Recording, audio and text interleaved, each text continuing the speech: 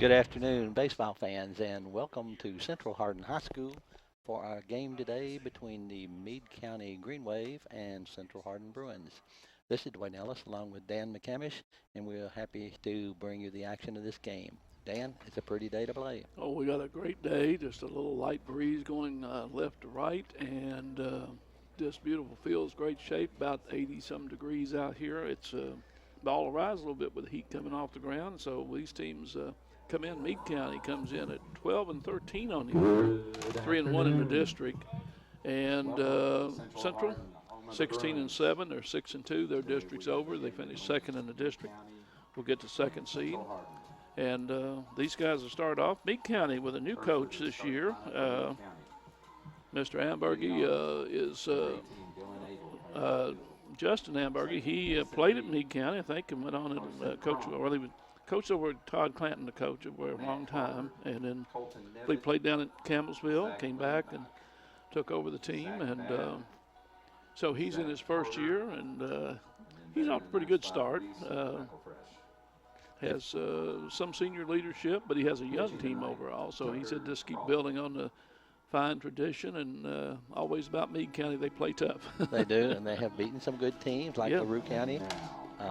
Has went over E-Town, and so they've started off fairly well, but they did have some early. They had a win over Elizabethtown early. They had a win over North Hardin early in the season, and had a win over LaRue County just a week or so ago. So they beat some pretty good ball teams. They beat Breckenridge County, and they have a good team. They split with Ohio County. Yeah, so, and they'll go to the district down there. I think Ohio County is probably one of the teams to beat down there in the region. So it's just one of those things you got to get there. Let's look quickly how they'll go. Meade County will hit this way. Dylan Abel will lead off and play center. Mason Lee will play short and bat second. Carson Crump will hit third and play first. Matt Collard will hit fourth, play center. Cotton Nevitt will be at third base. He'll be hitting fifth in the lineup. Zach Lembach will catch, hit sixth. Zach Babb will play right field, hit seventh. Zach Carter will be the designated hitter for Tucker Crawley, the pitcher. And Reese McElfresh, as best I can make that one, McElfresh will be at second base and hit ninth. And we're just now getting the lineup for the home standing Bruins with Isaac Peters in center field leading off, followed by Skylar Lucas in shortstop. Jack Bibb in right field batting third. Tyler Wood catching and hitting fourth. Cooper Jones at first base batting fifth. And we have the national anthem.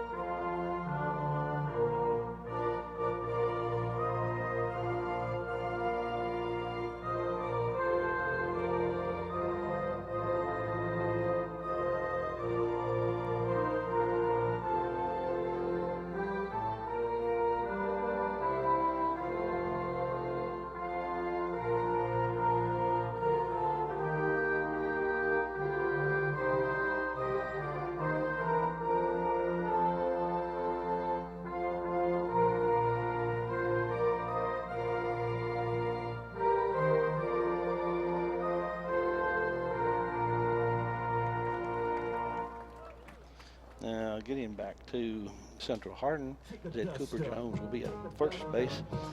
Ethan Bryant at third base and hitting sixth. Dylan Bland is the DH batting seventh. Carson Yates at second base hitting eighth. And Chase Elmore in left field batting ninth. The pitcher will be Austin Blakeman. Miller behind the plate today. Jeremy Smith will be our home plate umpire. John Decker will be on the bases. And Coach, we started out in the snow and the rain and every what you could play ball in. we've come this far, and placing this a week from Monday, we'll start the district tournament here, and it'll be Fort Knox and John Hardin will open the district here on the 21st. We're going to say 10, 11, 12, 13, 21st, I believe. That's right. Our next scheduled game is Monday at North Hardin with Grayson County. That'll be a live broadcast, and we do a tape delay on Friday with John Hardin and Meade County. That's kind of how we'll close out the season. Then we'll open up. We'll be covering live baseball coverage for the district tournament. That will be here at Central Hardin. Starts on the 21st. Opening games will be John Hardin and Fort Knox for the 5th seed. And on Tuesday, weather permitting and all that goes well, we're going to have a heck of a doubleheader. Should be. E-Town top seed will play the winner of the John Hardin Fort Knox game, and then number 2, number 3 seed Central Hardin, North Hardin will square off to see who gets to go to the finals of the championship and advance to the region. Yeah, and it's that's any way you take it. That's going to be an interesting game. North Hardin put the first loss on Central this year, 6-3. The next day they played again, and Central returned to favor 6-3. So it won't be any giveaways with these teams. And we get ready to start this when here's Dylan Abel is going to step in to lead things off against Mr. Blake. Yeah, there are 3 teams here in the district that can compete. Blakeman, a lefty and a senior. First pitch is a ball.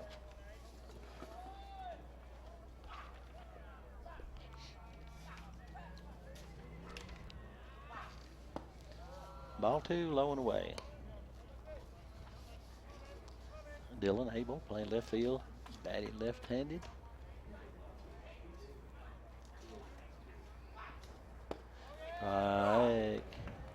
Outside corner right there. 2 balls and 1 strike. The first inning here at Central Hardin. And a hopper shortstop. Yeah. And Abel got down that line in a hurry, but good play. Lucas fired it over to first for the first out. Now batting number 6, Mason 6-3. Lee. Brings up Mason Lee, the shortstop for the Green Wave.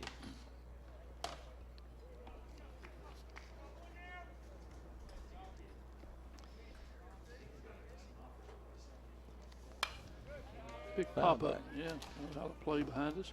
Well, Dan, most of the weather, let's see, this week has really been nice. So, leading up to tournament in about 10, 11 days, I know coaches are happy to see this warm sunshine and people get their arms loose and their bats loose. 2 strikes. Well, and it's time now. You gotta bring it all together. And I know we thought we were going to have a game Monday that wound up with some scheduling changes. Big pop-up, and Jones down at first says he's got room, comes in foul territory and puts away a big pop-up away.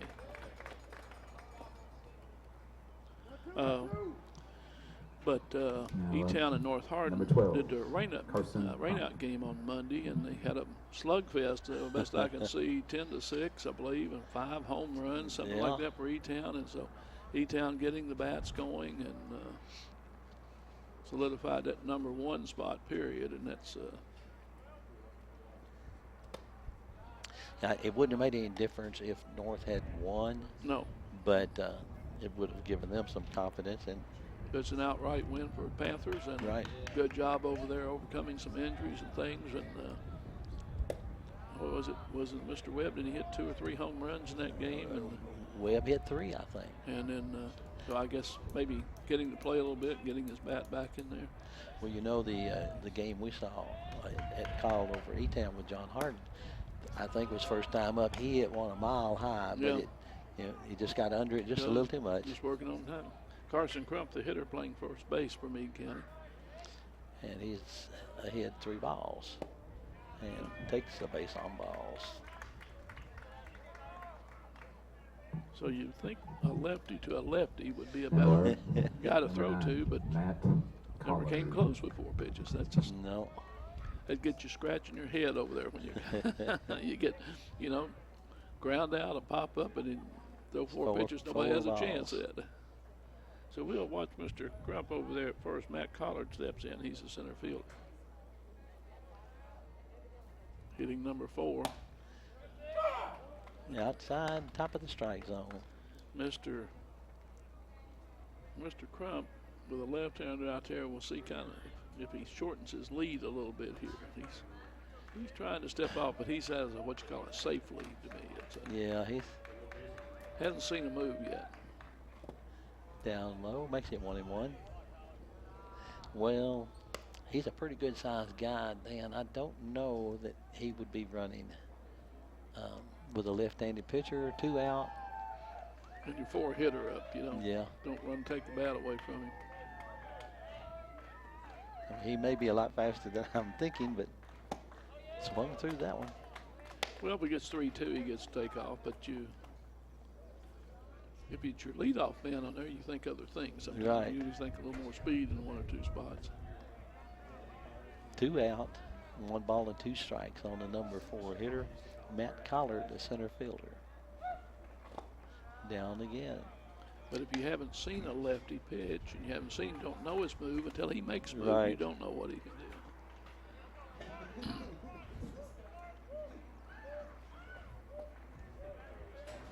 Stretched it by about a foot now. Another foot lead. Foul back. Foul back. Just below us here.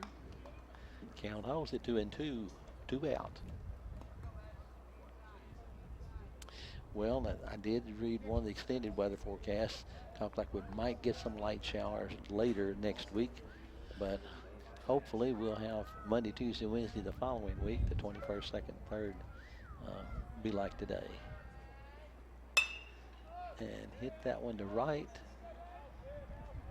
and it's way foul, out over the fence on the right field line. So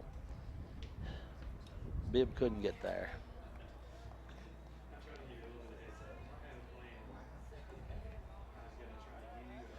Two out. Count is 2-2 with top of the first inning here at Central Hardin. I don't believe I've seen Austin Blakeman pitch before. Outside corner on the knees for a call strike 3. And Meade County goes down with no runs, no hits, 1 left on. Okay, and then we want to quickly get in here at a couple things. Do our paperwork here, but this is a Hardin County Education Community Television student production.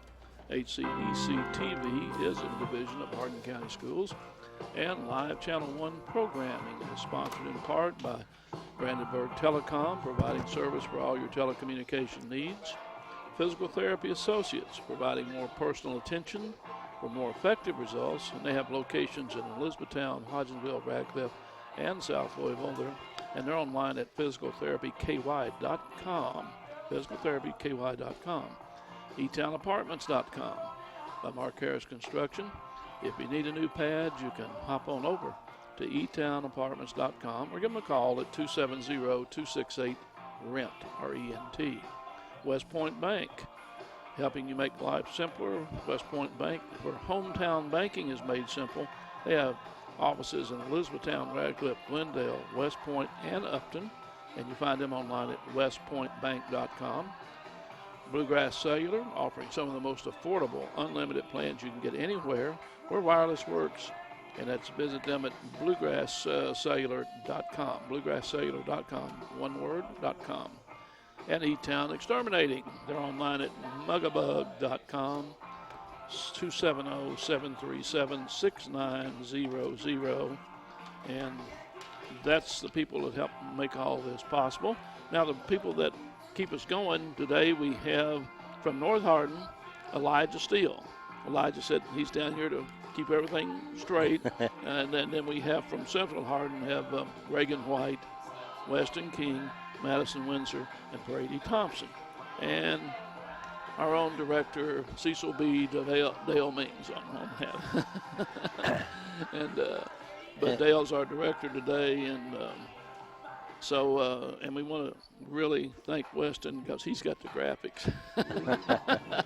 But these young people do a great job of running the cameras, and then they have to help edit, and of course we're doing this live, but it will be played back, or at least it's scheduled to be played back.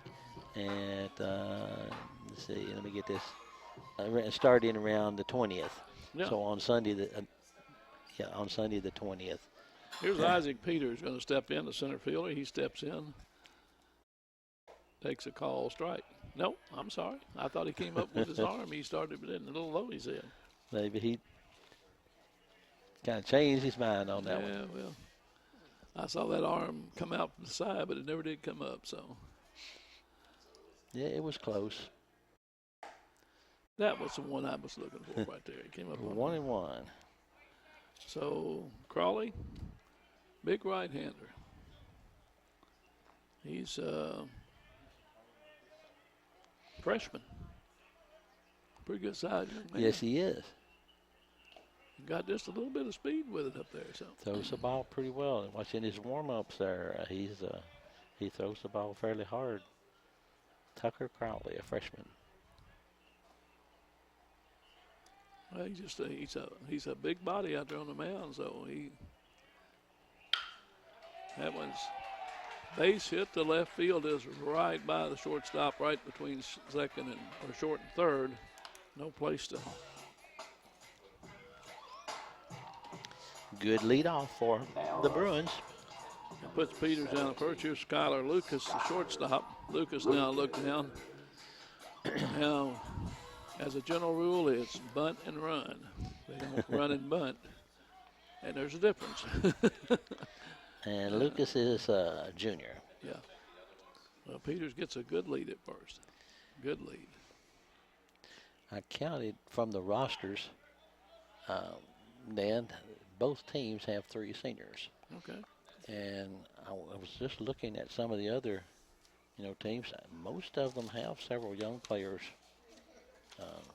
Not a whole lot of seniors. LaRue County may have the most seniors on their team locally. Well, Lucas did square around, did not bunt it. Now he squares early. Now he pulls it back and hits away. And that's, boy, that'll catch your attention, and that caught Nevitt's attention, really, because he was 20 feet from the bend of that bat. He was right up here on the plate. You're right. And that's, if you can make a swinging bunt and hit it over his head, it's a base hit. There's no way it's going to be covered. And well, if that one had been fair and had not been right at him, it would have been a hit. Yeah, he couldn't have fielded it. He couldn't have reacted anywhere. If it had been right at him, I'm not sure he could have reacted. Count is 1-1.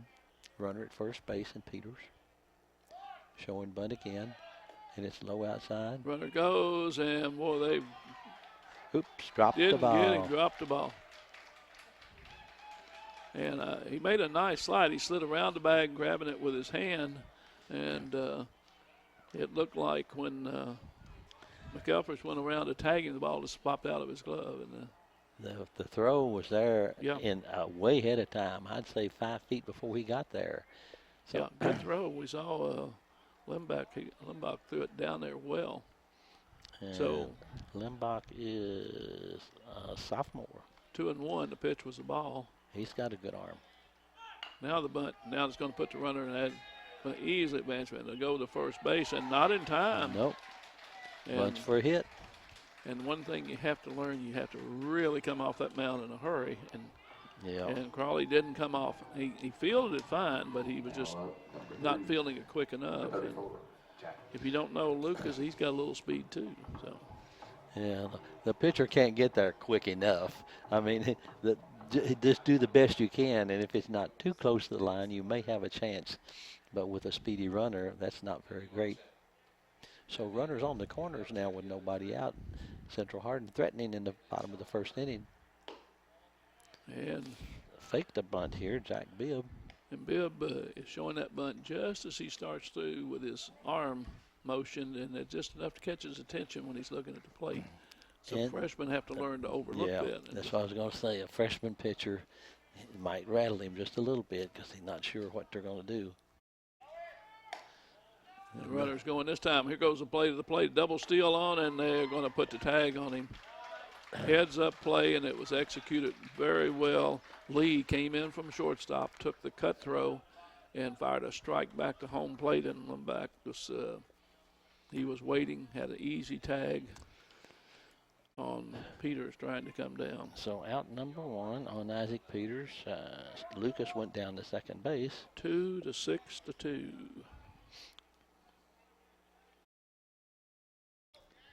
Lucas. Yeah, Lee made a good throw back to the catcher. Well, and it was well executed. I mean, he came up, and the catcher, give him credit, he threw a bullet down there and let his man cut right in front of it like he's supposed to. And as soon as he threw it, Peters did his job. He broke with the plate, and it was just 2 good throws took care of that. Yeah. Heads up play. Okay, 3-0 count on Bibb, the right fielder, with a runner at second base. Call strike, makes it 3-1. That was outside corner. I don't know if he intentionally threw it there, but it was well placed. You know, what's good, Coach, you go back and say, if this is all these fundamentals we work on, look how it worked. Yep. And that's the way it's supposed to work. Strike 2. Full count now. So instead of runners at second and third or first and third, you have runner at second with 1 out and full count on the right fielder.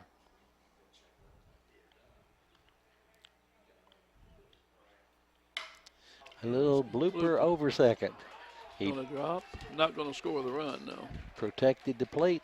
And right there was, that was Babb came in from right field, and he picked up and threw a bullet to his cutoff man. Nice job. That's a good bat. By Bibb, yes it was. Right. Good bat control. He didn't try to kill it. He just poked it. Well, and again, I'll lay this. The first baseman was a cutoff man, right where he's supposed to be. The pitcher was behind the catcher, right where he's supposed to be. Very good fundamentals I'm seeing right here in the first inning, doing what you're supposed to do. So I was trying to tell my grandson, playing in the middle school, they don't always cover all those things. And I told him, when you're pitching, there's some place for you to go on any play, especially if it's anything at home plate, sometimes at third base. But you're supposed to back up somebody if action's going on around you. Right. Back up something, especially the outfield. Yeah. Center fielder really has to cover. Yeah, that's what I told him, because he plays short and center when he's not pitching. Yeah, because there's always a play could come late at second. And the right fielder and left fielder have to be where the throw would come from, where the ball is in the infield. Right. Well, and you never know. We saw a hit ball deflect off the pitcher the other day. It went to second base. But, I mean, it does the same thing, second base and shortstop. If the center fielder's not coming on the play on the infield, if it deflects off of anybody's glove, then he's the closest person. Right. Should be there to back up. No, if you're standing looking, then you're just a spectator. You may as well be in the bleachers. Pay your buy a ticket. Ooh, got by the catcher on that one. Well, all that went by, and that was a wild pitch. Bibb wasn't going, but he's down at second, and Lucas runs home with the first run on a wild pitch. And Bibb gets down to second base, and Wood is 1-1 at the plate. Now, Wood's one can go to right field with a pitch. Yeah, he's a strong hitter. He can take it And see, just think he is also sophomore, isn't he? Yeah, I know he's a junior. Yeah, Jones is sophomore, right? Ooh, right. Nice pitch. That was a good curveball. Makes the count 1 ball and 2 strikes with 1 out and 1 run in. And Central has 3 hits.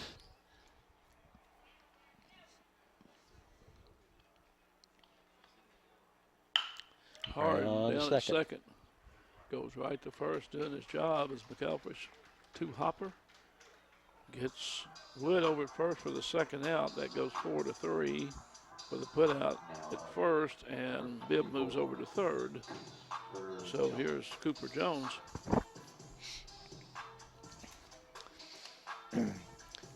A hit by Jones will score another run, and out will get Crawley out of inning that could have been really Jones, tough on him. Jones, a sophomore. Mr. Smith, the home plate umpire, he's consistent on calling corners. He'll call the outside pitch. Pitchers like that.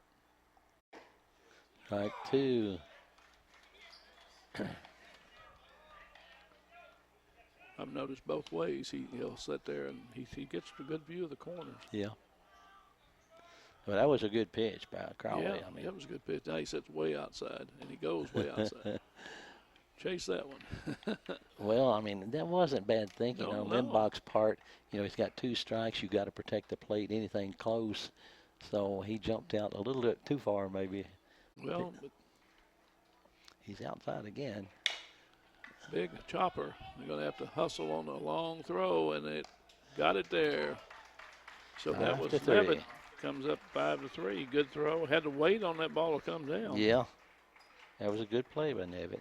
And actually ended up being not a bad inning for Crowley, although it could have been, because Central Hardin had 3 hits, the first 3 men. 3 hits, 1 run.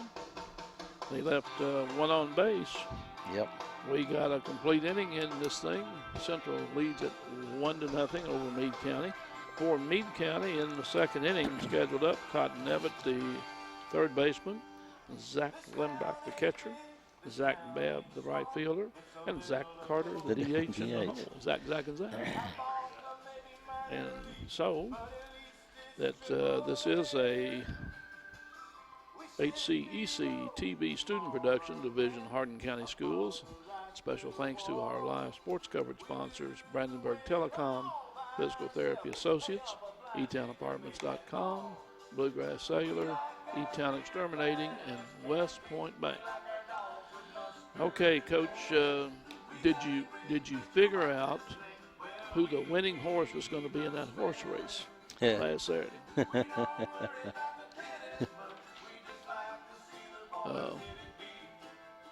It was a wet race and a lot of people, but a pretty good horse race. Kentucky Derby, I guess even if it rains, doesn't lose an appeal to what, 160, 70,000 people? I think they said 157 plus. I heard one newscaster say about 158,000. And yes, it was a muddy track, but you had to give the jockey and the horse a lot of credit. Justified just stumped out there. Yes, he did. I don't know if the jockey ever had to change his glasses because he wasn't behind anybody. He was throwing a lot of mud at the people behind him. First pitch from Blake, a little high. The guys that were happy were the guys that had the poncho concessions. Yeah, they probably did well. Because it was wet. Next pitch by is popped up Big in field. Jones looks for it over at first, and that's his second put out over there in foul territory. And Austin Blakeman was running right over there to be there if he. Well, it's, time of year you work on a lot of things, and to see teams come out here and execute the fundamentals and cover what you're supposed to cover. You got to be doing it now. It's right. If they haven't learned it now, it's getting a little late. Strike. Good pitch. When you get down to it, it's those little things that's going to win you ball games. Especially in when you have 2 evenly balanced teams that are pretty good teams. Doing those little things right can mean the difference between winning or losing. Well, it gets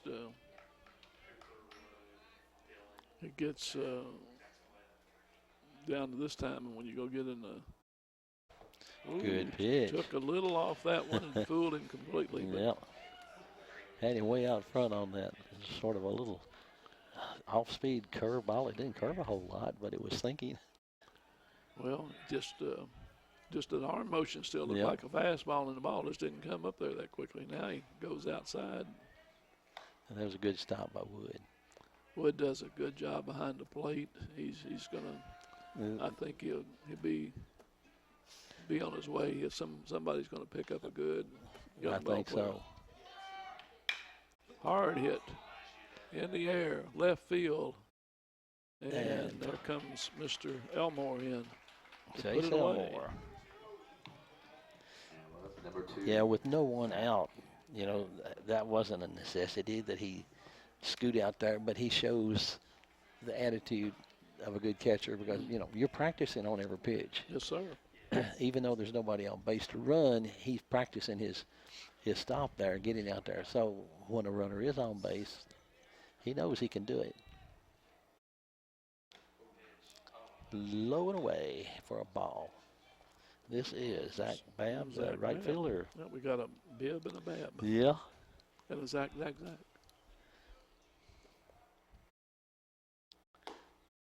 Good Good pitch. pitch.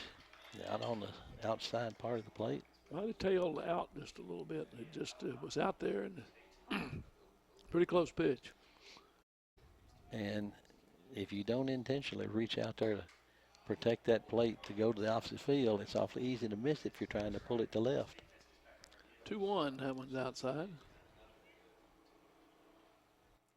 2 up, 2 down here in the second inning. 1-0. Central took a lead in the bottom of the first. Swing and a miss. Another one right out in the same spot, looked like on the knees, right on the outside part of the plate. Heard a fan talking the other day, Dan, about umpires calling strikes. And just something that Cool. another breaking pitch. swing and a miss. Good breaking pitch. 3 pitches right in the same place for Blakeman. Meade, no runs, no hits, nobody left on. They've gone 1.5. It's 1-0 Central. You know, we think that probably everyone knows, but I'm sure there are new fans every year that haven't spent a lot of time at the baseball field. The ball does not have to come completely over the plate. No. If it catches that outside corner, that inside corner, it's a strike. Yeah. And the black is not part of the plate. Right. But most of the plates anymore are just a white box. They don't have the black around it Right. anymore. They used to all have The black around it, but it made it seem wider, and it's very difficult to say, oh, that got the eighth of an inch of the Yeah. white, and with that black ring around it. But you could really, I mean, you knew, of course, here you have the plate and the dirt, but if that ball touches that side part of the plate, if it came across that black stripe, it would have been a strike. Yep. Well, and I think, and again, I'll say this for the umpires here, I think they work hard. I'm not saying they don't make mistakes, Well, but you know what, the ball players make an error, the coach makes the wrong call. That's right. They don't get instant replay. They don't get to go look at the camera to see if they missed something. So they have to go out and make that call. And, you know, when it gets district tournament time, you're going to have a game down here between North and E-Town. The umpire's going to be wrong 50% of the time, regardless. Yeah, that's true. The fans will see it the other way. Oh, yeah. And, Just a reminder, this is an HCEC-TV student production, a division of Hardin County Schools, and our special thanks to live sports coverage sponsors, Brandenburg Telecom, Physical Therapy Associates, eTownApartments.com, Bluegrass Cellular, E-Town Exterminating, and let's see, did I get them all? West Point Bank. you got them all. Ethan Bryant steps in, the third baseman. He's a freshman. Pretty good stick. Freshman versus freshman here. So Mr. Crawley, the freshman from Meade County, pitches and fouled away. Have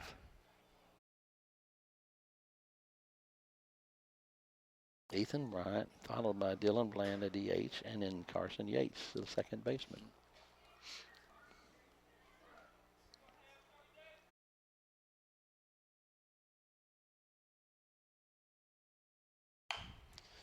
Sort of handcuffed him.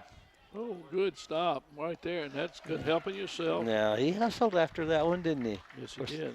He didn't have as far to go as he did on that bunt earlier, but I believe he got off there a little faster. Yes, he did. And he backhanded it, set his feet, and made a good throw to first base. That was Ryan hustling all the way, but that goes 1-3 for the putout. Here's Dylan Bland, the DH.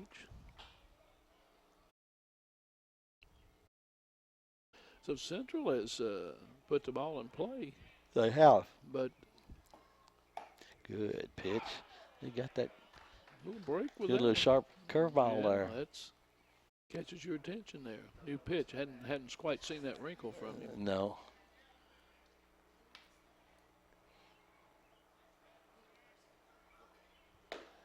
A little outside. 1 ball, 1 strike. Boy, breaking curveball in there, and he comes on that knee-high outside corner, just missed. That's a good That's- follow-up pitch. It's good location if you can put it there.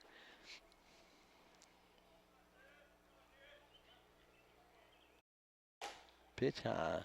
That kind of looked like maybe it was supposed to curve, but didn't release it exactly right.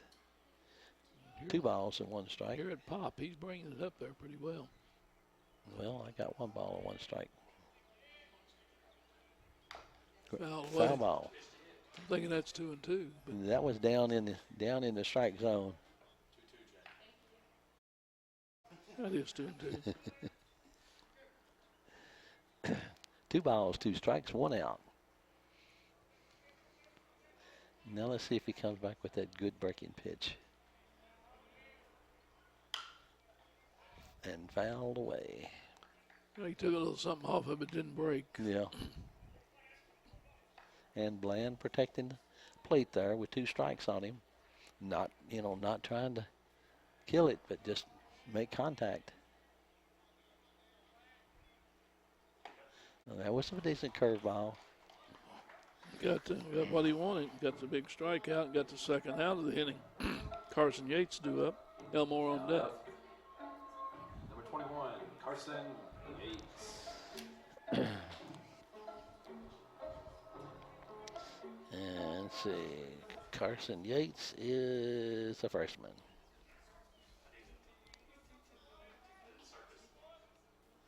Outside.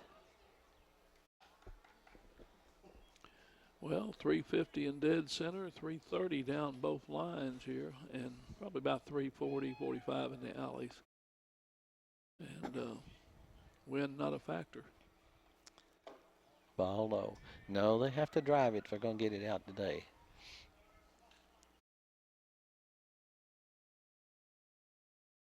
Just a good day for baseball. Oh, it is. You like to see these days to play, and if you're playing, it's easy for your arm to get loose and 3 balls. Well, after striking out Bland, working hard, he's getting behind Yates here. 3-0. Yates trying to work his way on with 2 outs for Chase Elmore. You think maybe that's kind of a loss of concentration. He got a big out there with ball 4. 4 pitches and a walk. Well, I said that's what what gives coaches what I do. Yeah. So now we'll watch Yates. Now we know one thing: Limbaugh can get it down there. Yes, he's got a good arm. Got a big lead at first too, biggest lead that Central players had over there, and they got him picked off. And now he's going to dive back, and he gets back safely. Yeah. And that was a mistake not running him enough. Yeah. And but Well, first baseman also trailed him, so after he threw, he was quite a ways away from the plate. Well, Yates, I said, and just said he has the biggest lead any Central Hardin player had over there, and he picked him off quickly, but he didn't. They didn't get the out. He had him, and he still got a big lead, and he's going back over there now. But he was ready to go back this time. Yeah, and that's a pretty good lead. 1 step and a dive, and he's back in there. On that first one, he was already breaking. Yeah. He was going to second. We've been on his first move, and that first move was the first. And He's watching him again. He's wanting to worry him a little bit. Strike on Elmore. Low outside corner. All right, now let's see. One ball, no balls, one Yeah, strike. no balls, one strike. Now you can run. He'll see if he wants to waste the pitch. We're going to run on this one. You get in scoring position. He's got a good lead again, and he's going to come back. Good move over there. Well, at least when the pitcher throws over, he's making the runner a little more cautious. Yes. There's just a fraction of a second there. He's got to wait a little longer before he breaks for the base. And he's going, and it's fouled away. With 2 outs, you're swinging on a good pitch.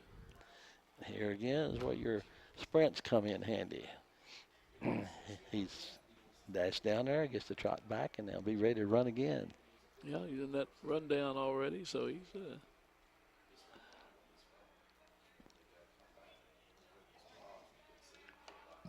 now, what was right, they did run him back to the base he came Right. from, so that they didn't let him advance a base on you. So that was a courtesy throw. He didn't try anything fancy. And he didn't have a big lead off there that time. Says, I know you're over there. Well, we've now seen his moves of first.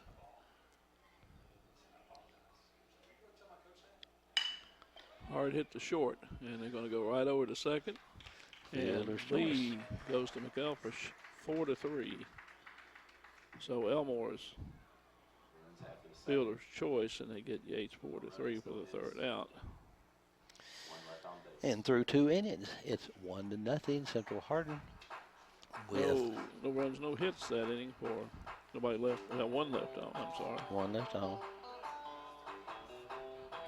And we got 2 in the books now, so we got 1-0 Central leads for Meade County in the third inning. It'll be Zach Carter, who's a DH, and then Reese McAlpers, the second baseman, and Dylan Abel, the leadoff man. That's the scheduled hitters. And we'll say thank you again to our sponsors, Brandenburg Telecom, Physical Therapy Associates, eTownApartments.com, Bluegrass Cellular, eTown Exterminating, and West Point Bank. And to our crew today, working all around here, Elijah Steele, Reagan White, Weston King, Madison Windsor, Brady Thompson, and our director, Howard Hawks Dale Means. We give him all these fancy names. He'd be a big director. Dale does a good job with these young people, and they do a good job working the mechanics of filming and directing. Normally, they have a camera down. It's not on the dugout. No, it's down the first down base first fence. base line, just beyond the dugout. So they're not standing up on the dugout unprotected. Yeah, we don't have a camera up here today, so. No, but I think there's one down here in front. CJ was working that Phantom camera up here the other day. Oh. And we wish CJ the best as he did his last game here with us last week and off to other endeavors. And Okay, freshman second baseman leading off, batting number 9. And that's the ball. That one, I don't know if that one hit the front of the plate or not, but it bounced up over the catcher and the umpire. Hit something come up off his mitt. It may have done that.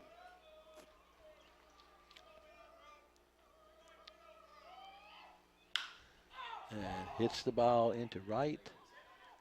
That's Bibb, who settles under it, puts it away.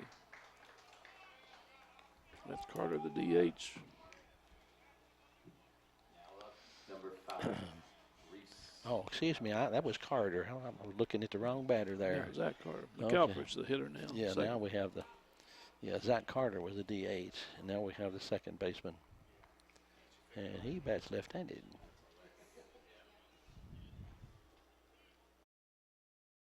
Strike. Got that one in there.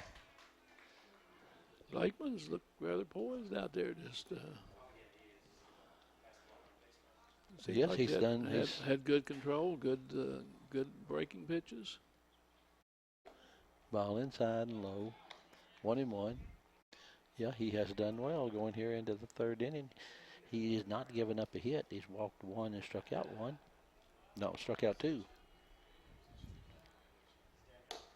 Well, he threw the one inside, and that one didn't break. He had a good idea. Boy, come inside again, let it break on that inside corner, and it didn't come down for him.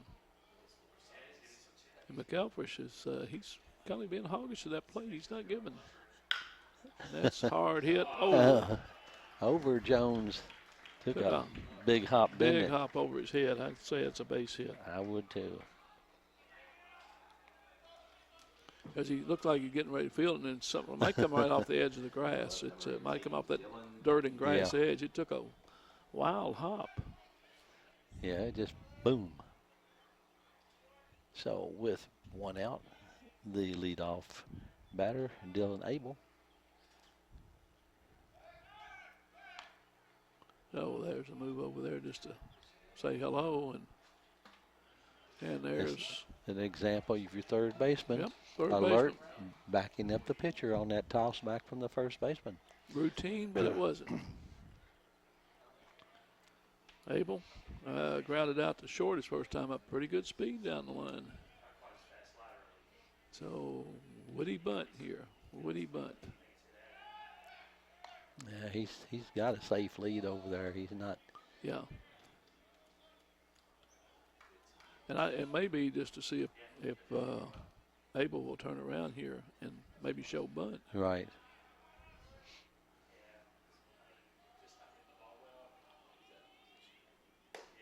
Yep. Swing and a miss. That would have been a hard bunt. One strike. One out.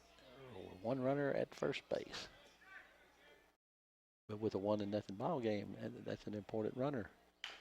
And a little chopper Swinging now. bunt. Good job. play. Yeah, Yates came charging in. It was a swinging bunt, really, and Yates had to field it.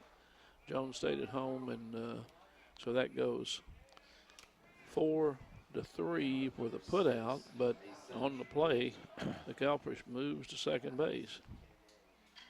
And wasn't hit hard. Brings up Mason Lee, who flied to first base in his first at bat. Hit it up high, pop up in foul territory. At second base now, the runner could score on a good hit. Foul away.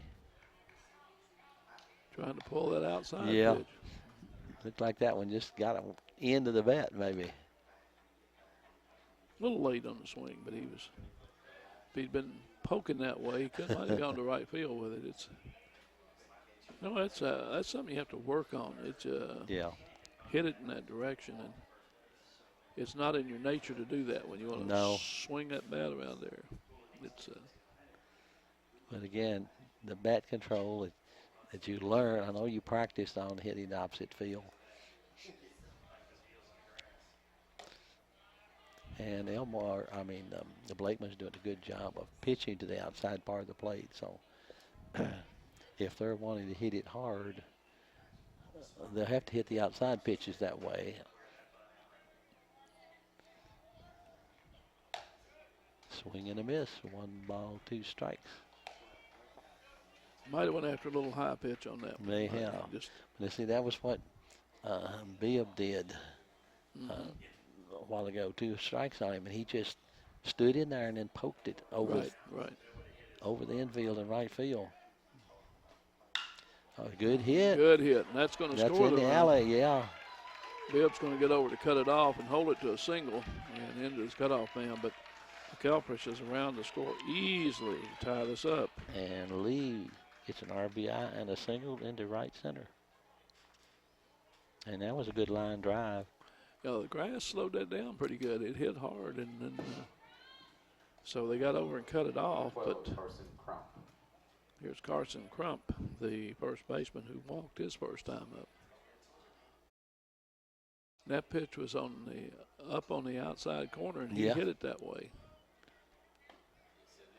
It's called strike.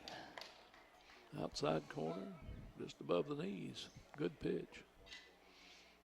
Yeah, he went back across the plate to the outside on the left-handed batter. That one was a little too high. 1 ball, 1 strike.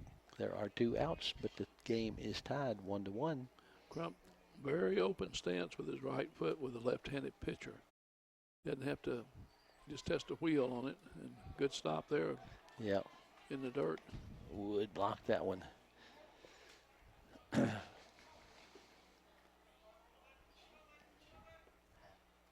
2 balls, 1 strike. And the runner at first just getting a safe lead right there at the edge of the cutout. Ball outside. Didn't miss by much, but 3 balls and 1 strike. And he will be followed by Matt Collard, the center fielder, if he gets on base. 3-2. Okay, you got 2 outs, 3-2. Now the opposite is true here for the lefty. If he gets an outside pitch, for him to hit it well, he needs to go to left center, left field. Runner should be going on the pitch. He is low. Ball low. So Crump draws a base on balls That's his second. Now up number 9. and brings up Collard, who took a call 3rd strike in the 1st inning.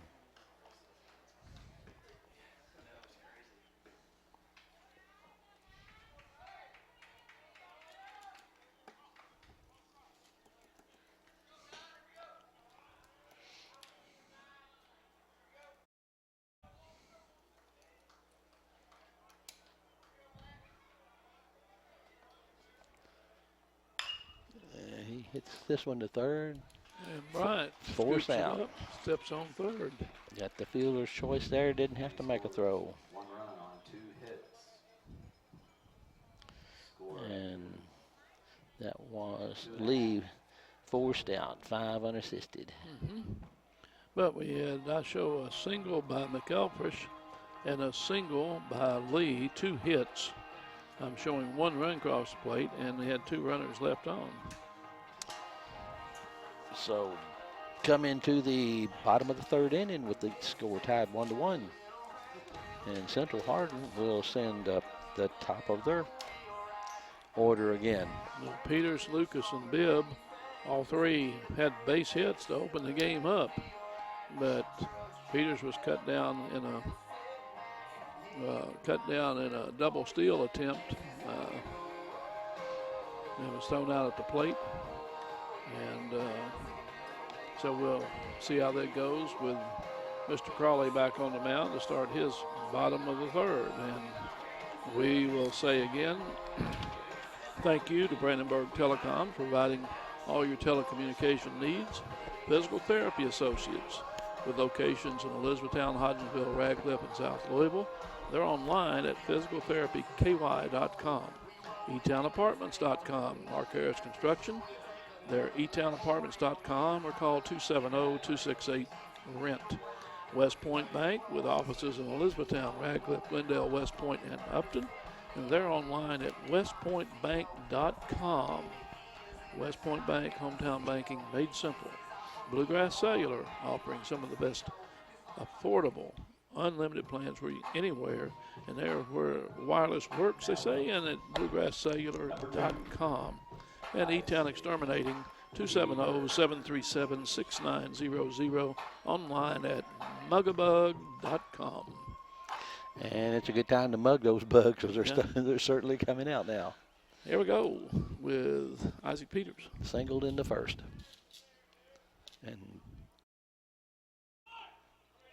And bunted and didn't make contact. He was bunting with a hit and going to drop it down there and beat it out. And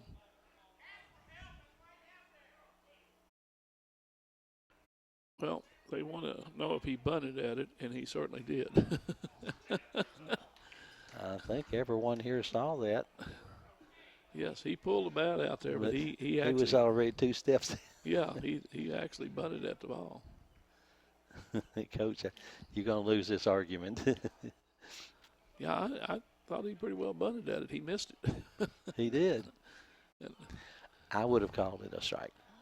well, the umpires did, both of them. So it's You know, when you run out in front of the plate, well, you bet out here, you're bunting. well, the bat was moving forward in his hands. That was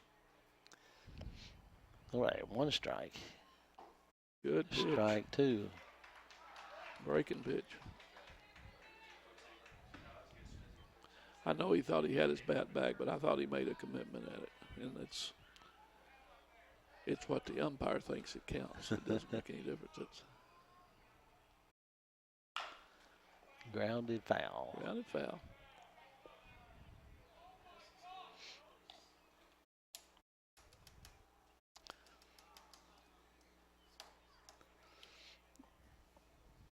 Here in the bottom of the 3rd inning with the score tied 1-1.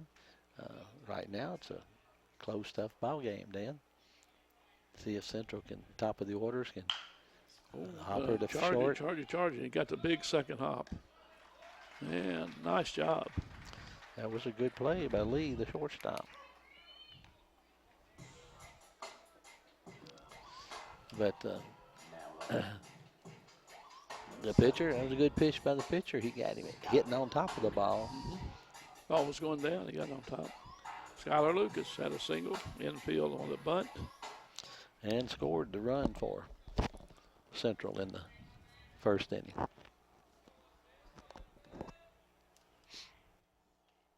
Ooh, outside.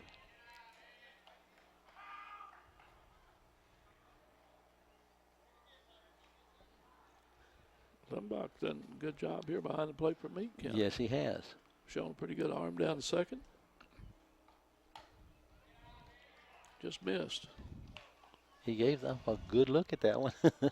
Yeah, 2 balls. It was up. We've got a good senior behind the plate. We don't miss any back here. Hard hit in the hole. in the hole. So Lucas has his 2nd hit for the day. And gives them a runner at first with 1 out. Well, that was hard hit, and Lee made a dive, just couldn't get to it. So here's Bibb, who stayed with it last time and drove the ball into right field. Blooped over the second baseman's head. Well, drove it line drive. It's a big hit. It was a big hit. Well, he stayed with it and hit the ball where it was pitched, and so now we get a lead over here. Yeah, you can see he's a little farther off. He's a good half step out there farther than most of them have going past the corner of that dugout or cutout. But they also picked him off, but didn't get him out in the 1st inning.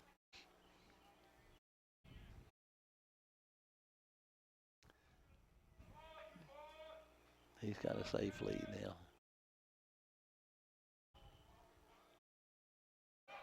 Yep. And Smart not throwing it. He was heads up getting down there. Right. When you've got good speed and you're ready to run on any kind of bobble pitch, Yep.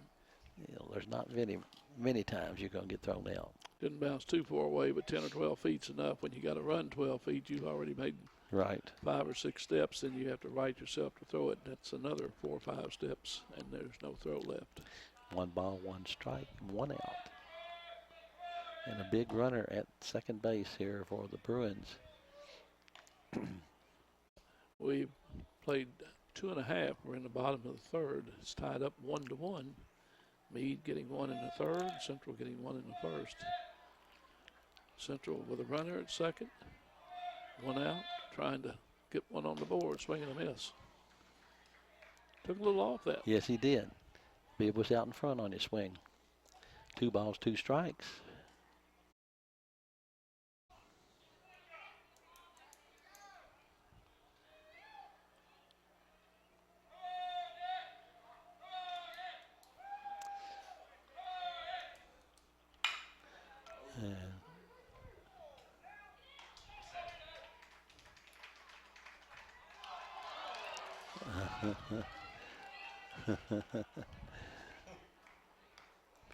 Okay, he started with that right hand, so it led to the confusion. Well, it took that tremendous hop Yeah. and Shortstop had to wait for it. yeah, good speed by Lucas racing across there. I thought he was safe. I thought the throw was up about waist high, and he tagged it down. I thought he went under it. Yeah, that was close play. And actually, the plate umpire had far better view of the play. But it wasn't his call. No, it wasn't his call unless the other guy asked him. Yeah. But he was looking right down the line at it, so he could have seen past. So with a runner at second base and less than 2 out, I mean, the umpire was playing on the first base side of the base. Yeah. Well, let's see. Bibb gets a fielder's choice there. Yeah.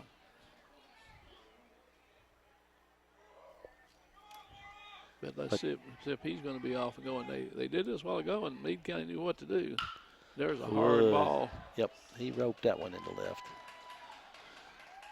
And Wood gets the big single right here with an RBI. Well, that one puts them up 2-1. Lucas has scored both runs so far for the Bruins. Doing his job. And see, we have a courtesy runner for Up to bat, number 44. Wood. Cooper Jones. Did he say 44? I thought he did, but I don't have Luke Logan. Luke Logan's his Okay. brother. Oh, yeah, it's not 44. 4. Okay, 4. Yeah. Luke Logan, okay. All right, here's Cooper Jones. He grounded to third. Pitch is high. So Central with a run in now, trying to get something going here.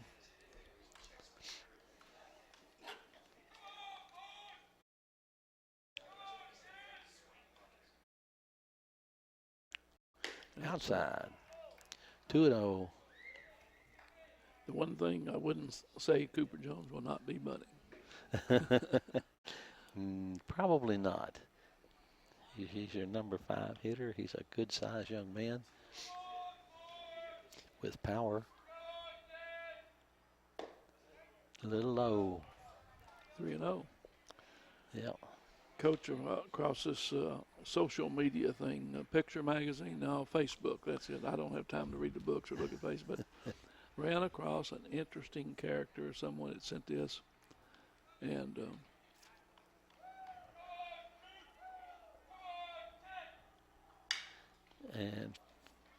hit to the opposite field. Deep, caught, and there's no tag up. Good job out there by Abel. Raced over. Yes, he did. The ball was hit deep. He had to go toward the line, but he was able to get it and get it back into the infield quickly. So But, Jones went with the pitch. But this gentleman posted a nice picture in there, said, along with my good friend Kelly Kirchbaum. And I hadn't seen Kelly in some time. And I had a picture of it, and I said, yeah, that's Kelly Kirchbaum. Yeah, I haven't seen Kelly for a long time either. And, of course, Kelly played baseball and a little football, did a little wrestling, and played at UK and then on in the pros and in football. Kelly was a nice young man. He and I'll tell you the young man's name, Fran Kersey, first year, one of the first recruits for UK under Fran Kersey when he came to UK. Yeah. Kelly wasn't a bad basketball player. He just didn't have time to do everything. No, he was a pretty good wrestler, one state Yes, he champion. was. He's a pretty good sized fella.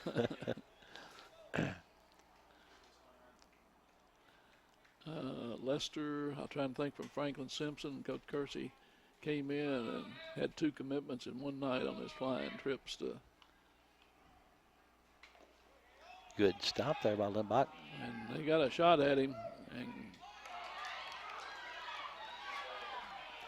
slid to the back side of the base, the tag on the front side. Yeah. And that's all you can say. Throw was just a little off. It was a good throw. He's just to the wrong side of the bag. And Wood didn't get the, or Logan didn't move. No. And then, of course, it was a bang-bang thing. Now they're putting on they're talking their defense right now. If the runner breaks, what are we going to do? So he's setting up the defense right here. They've got 2 out. 2 balls and 1 strike on the batter. Ethan Bryant is a good hitter. Watching Meade County catcher Mr. Limback, I think if he goes, I think he throws a strike to second. It's the least thing you're looking for. You always think you're watching the runner at third. 2 outs, throw it down there and get him. And popped up. Maybe he's going to be out of play. Out of play.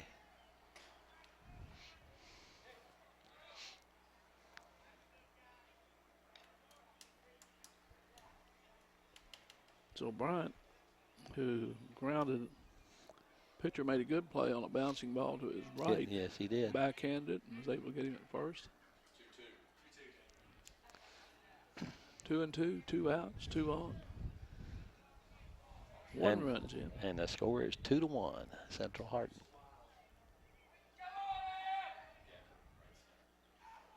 Really like to be his pitch right here.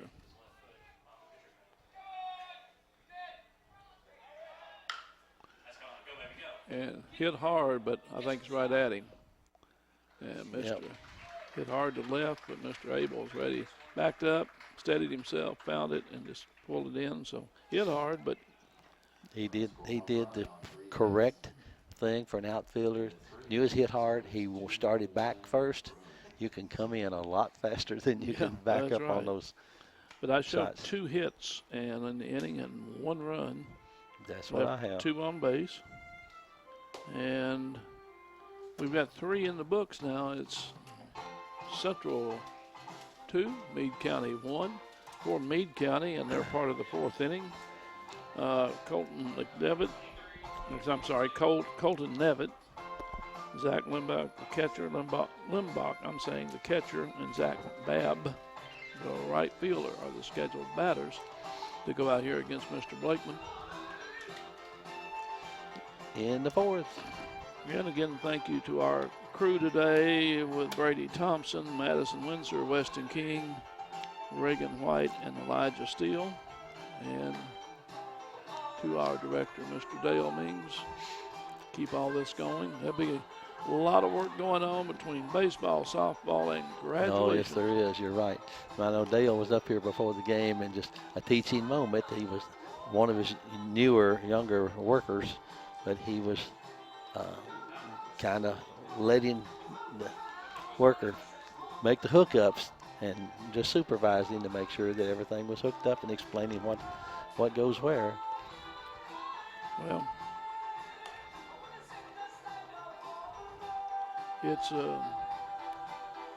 it's not complicated, but it is. You put wire out, but wire 1 has to go to wire 2 that makes it go to wire 3 to plug into number 4. I was talking to one of them before the game. He had this. They were rolling these spools of wire. I said, he's getting unwound. Yeah, they have to roll these. Drag these big, long cables up here. The way you unwind. Here we go in the 4th inning. Big pop up again. Who's got right. Mr. Bibb? Looks under, comes under, catches, and Nevitt goes a fly out to. He popped up to first his first time, and he goes to right field. Number 22, Zach Limbach. And this brings up the catcher, Zach Limbach. He flied to left field in his first at bat.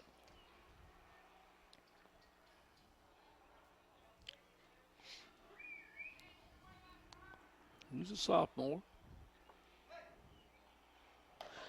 Good high. pitch, a little high.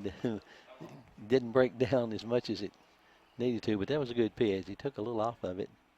Well, the young man does a pretty good job here behind the plate, being a sophomore. That's good. It's kind of see the work and quickness in his arm, and then knowing, oh boy, that's really good to have that kind of. That's right. For the next 2 years, maybe behind the plate. Helps the pitchers a lot to have a catcher that can hold the runners or throw them out if they get a little Yes, reckless. It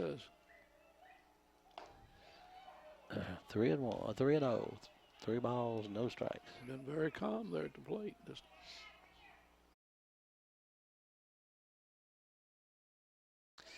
1 out. We are in the top of the 4th inning. Central Hardin leading 2-1. Ball 4. Take your base.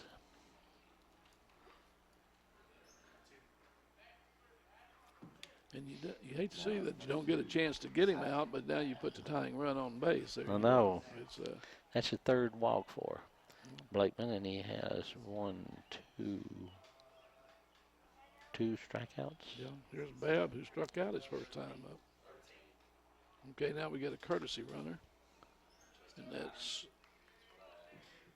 Courtesy runner number 13. Justin Heiner. Justin Heiner. Heiner, a freshman, going to come in and run. So we get a little experience here. He's a courtesy runner, which means he can come back in, and he's a safe lead over there at first, swing and a miss on Babb. And you never know, young man in here running, pinch running, when That's you're going right. to need him in a certain situation, so he gets some experience. He can learn every opportunity. Yep, and going to see a left-hander on the mound, so that doesn't happen all the time. So, Yeah. and there he goes, and he got some pretty good little wheels there, getting down there quickly. Yeah, he got down pretty quickly. That one got by wood, which doesn't Unusual. happen real often.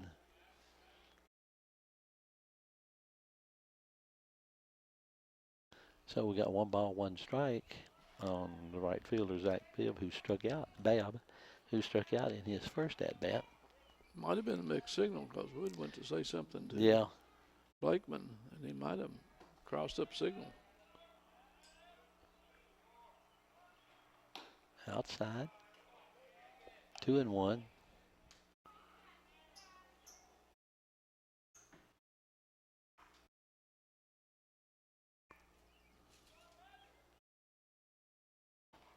That one bounced out almost the front of the circle.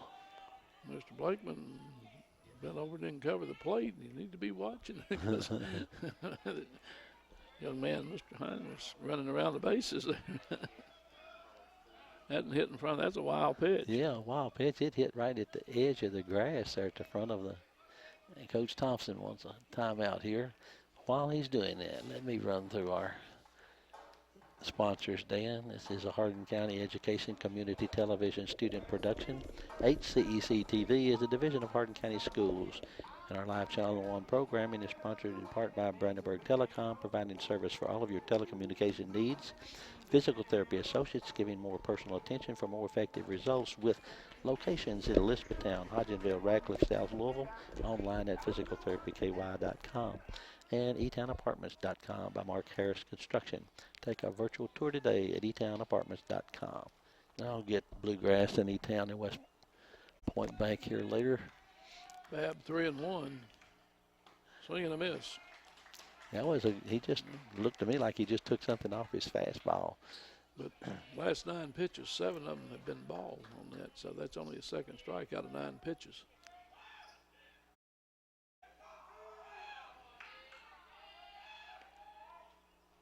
And a good pitch to come back on that. Outside corner, and Mr. Babb trying to pull it. That's a big out with that runner at third base. Yes, it is. Carter, the DH, drew up. He flew out to, I've got left field. Did you have left or right? I've got right field. Right field, that's right. Yeah. Because I knew that a while ago when I put it down. I meant to change it back. I said, I wrote a 7 instead of 9 and didn't go back and change it. Pitch is high for a ball. Blakeman trying to get out of this inning without this runner scoring from third. He's down there with 2 away now. An unusual inning, and that had a pass ball and a wild pitch. And I can't tell you I've seen that in a game with Wood back there. Swing and a miss. Well, the wild pitch you couldn't do anything with. That was, No. It was, I don't know what happened, but like it hit the edge of the grass at the cutoff Yeah. way out, and it was like a it did. 55-footer. Didn't even get close to 60. Swing and a miss. Another. Well, so far it's been a profitable trip to the mound. gets out in front now, 1-2. 2 outs, runner at third. We're in the top of the 4th inning. 2-1, Central leads us with Meade County with a runner at third trying to get this tying run to the plate. Break, didn't break. 2-2. Well, you know, with a 1-2 count, it doesn't hurt to throw a little bit off the strike zone because most batters are willing to swing a little bit farther out of the strike zone just to protect the plate. And he gets a Good little pitch there. Takes a little off, gets the strikeout, gets out of the inning. So had a walk, there's no runs, no hits, 1 left on. And After 3.5. yeah, we get 2-1 Central. For Central, it'll be Dylan Bland, Carson Yates, and Chase Elmore, the scheduled hitters here in the bottom of the 4th. And my last 3 sponsors I did not get to. Bluegrass Cellular offers the most affordable unlimited plan anywhere where wireless works. You can visit them at bluegrasscellular.com. E-Town Exterminating, 737-6900, or go online at mugabug.com. And West Point Bank with 5 offices located in Elizabethtown, Ratcliffe, Upton, Glendale, and West Point. Or find them online at westpointbank.com. Let us help make life simpler. West Point Bank, hometown banking made simple. You got them all in there. Sometimes have to divide them up. Yeah, we think so. Well, district tournament, as we mentioned, will be on tap a week from Monday. It'll be the 21st. First games, I don't have the times, starting times yet. The first game will be here at Central. Fort Knox will come in and play John Hardin in that opening game. Knox not having a good year. Last I looked, they had not won a game, and they'll come in with a very young team to play John Hardin. That winner will move on to the next round, and the winner will play the Elizabethtown Panthers, who will get the top seed in the district. And the other game on Tuesday that will follow that Monday night first round will be North Hardin and Central Hardin. And they'll have to bring their A games because the winner goes to the region. You don't have to hold anything back. That's right. The district championship doesn't mean a thing if you don't play. That's true. And traditionally, we have not carried televised the first game, the play-in game. But normally we have done the semifinals and then the championship game. So we'll have to see. Gina hadn't said anything to me. It's on the schedule. We're carrying it, but we'll see what's going to happen on that. It's I have it on the schedule Monday, Tuesday, Wednesday, but yeah, 21 through 23. And here again, we'll talk about Bobby's going to be doing the softball from over at B-Town High, and that'll be the district softball. And he'll be running that on tape, and then the following week they'll come out here and do the regional tournament in softball from Central Hardin. Still, I don't know where the regional baseball tournament is. Do you? I have not. We'll ask Mr. Chuck over here. 3 Regional balls baseball. on number 7, Dylan Bland, to lead off the 4th inning. John Hardin regional? Yes. Regional's going to be John Hardin. Okay, Dan. So it had to be local. Ball 4. So Bland leads off the bottom of the 4th with a base on balls. Well, I haven't heard we're taping that, so I don't know what. And that's all subject. There's several things that go on all that time of the year. Right. It's So Mr. Smith said the baseball regional tournament will be at John Hardin. Carson Yates. And let's see, we're going to talk this now that Crawley's in his 4th inning here.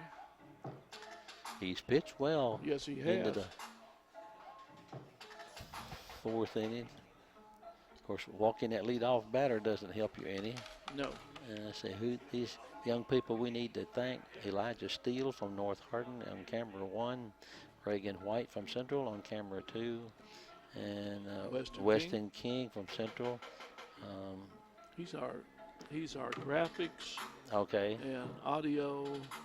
Okay. He can turn us off and on and put Madison names down wrong. Madison Windsor from Central, and Brady Thompson from Central Hardin. Madison, technical director and tech crew. Brady's under the right direction of Mr. Dale Mings. I just had a little pep talk here with the pitcher to see how he feels. And Well, I think you look at Yates, and he knows that Central will bunt about anywhere in the lineup. So I think they want to make sure they had their defense set too. Taking. pitch is in there for a strike. If you scout Central, one of the things they don't do straight steals a great deal. They do, but not as much as they'll use that small ball, that bunt, and it's been very effective for them. There, he squared on it. Yeah. Because it causes your infield to move. If you misplay the bunt, you have runners all over the place. And I'll tell you what, he has players that bunt the ball very well, and they a lot of times are very directional with their bunts. They get it on the third base or first base side where they need it, and it's worked for him. So, and that's something, you know, you have to work on too, and the players have to be willing to work on it. Oh, and there's got by the catcher, and that's as good as a bunt because that runner's now down at second. Now, with a 2-1 pitch, you bunt, you may have him at third in scoring position or much closer scoring position. and that's where that catcher is so important. Yeah, that was just way outside, but he was showing bunt, and you're trying not to. He showed bunt early in that, so now the bunt, if you get it right down first or right down third, you're going to move that runner over. They're charging it first, pitch is high, and he brings it back. 3-1. 3-1.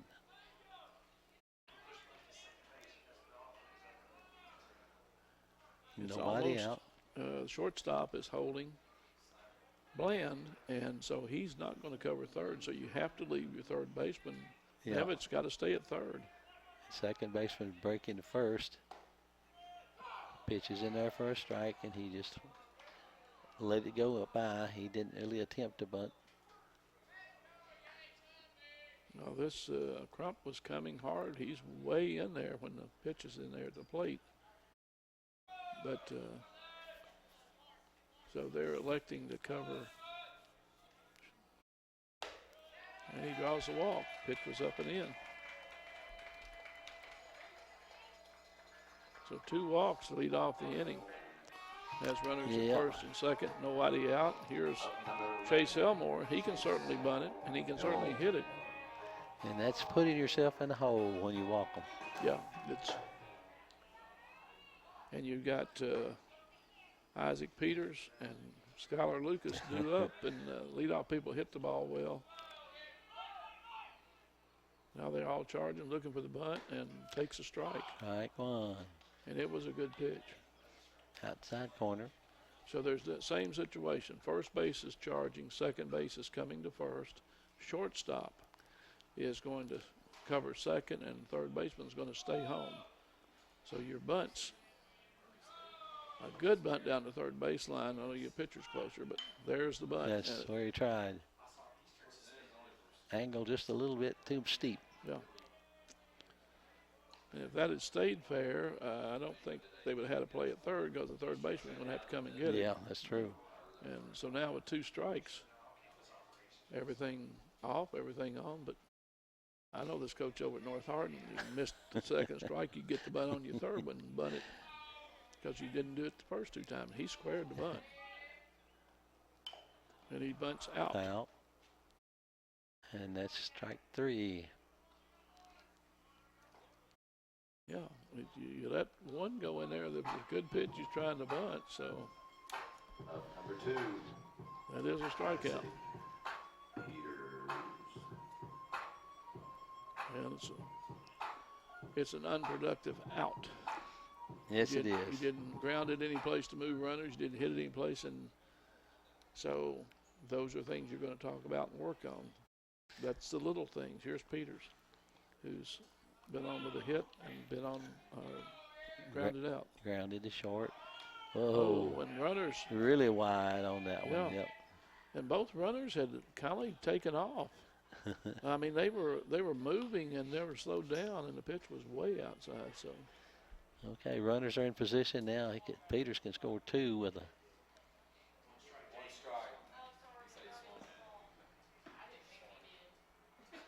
he swung at it.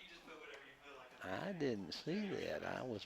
They called a strike on it, and I thought the pitch was, he may have went around, had it just to fool the catcher. And there's the squeeze, suicide squeeze, and he's got to go to first. And a high pitch. So he gets the sacrifice. yes, he does. Now up. Number 7. The second out, but the run scores, and It gives them an insurance run, making it 3-1. Bland scores. Yates is the third now, and Skylar Lucas, the hitter, with 2 hits. So they're in position. They could score another run here pretty easily. Pass ball, wild pitch, single, error.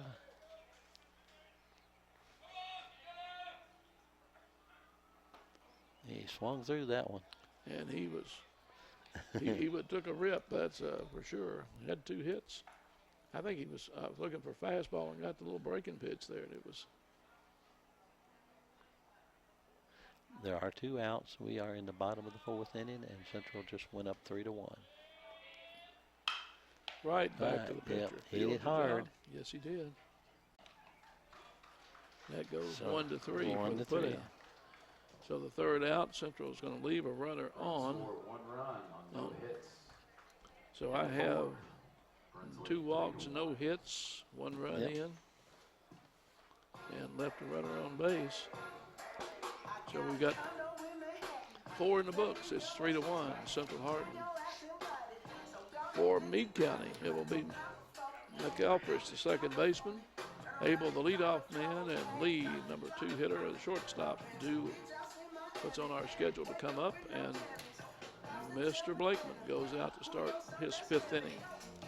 And McElfresh got the first hit really for Meade County and scored the run in the Yes. top of the 3rd.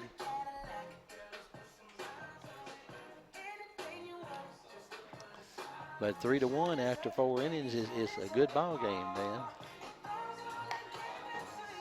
And pretty good defense, and what comes back to haunt you is a walk. That's right. A walk scored. You don't walk them, you don't know whether they ever score or not, but 2 walks put the runner in scoring position. And then he gets in on a squeeze. Well, it was a suicide squeeze. It was a sacrifice, but the runner broke for the plate, and he put the bunt down. That's all you have to do, get it down. And even though it went to the pitcher, he had no still, play at the right. plate. Yeah. Your runner was right there. And somebody, catcher, somebody's talking to him because he came right up and went right to first, never even looked to go into plate. Yeah. And they got the sure out, so they only gave up 1 run. Had he gone to the plate and not got him, you got 2 runners on. You still That's got right. people hitting. And He so took Now the, up number 5. took the out. Reese McElfresh. McElfresh. So Reese, I'm sorry, I'm a Mac too, but Well, I was calling it McElfresh, but McElfresh. I don't know. Well, we just know he got a hit. We're happy for him. Yep. Pitch is high. Well, it looked like a little cloud coming in from the west. It does. And the weather indicated we could get a possible little shower tonight. We didn't get much at home last night, but a lot of thunder. Yeah, we had heard a little thunder and a little bit of rain, but not much. It's wet the garden. That's good. Yep.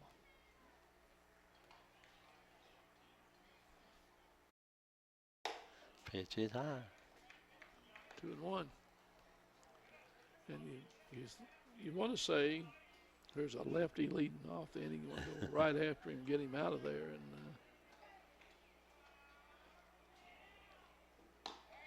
That's right. he hit the ball, and it was one that bounced over Cooper Jones' head. Remember, he Yeah. took the weird hop. Get down that there. edge of the grass, I Yeah. think. But yeah, it took a hop Took a right over. big old high hop.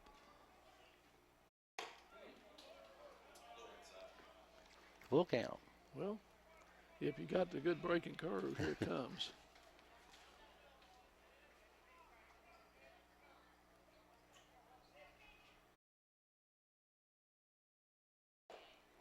Corner missed. Yep, a little outside. Wasn't off far, but Now So- up number 18. Dylan Abel. But Great. he still puts the tying run at the plate. brings up the top of the order, who grounded his short and then grounded his second. Made a couple good plays in the outfield out there. Fly balls, gotten back under him.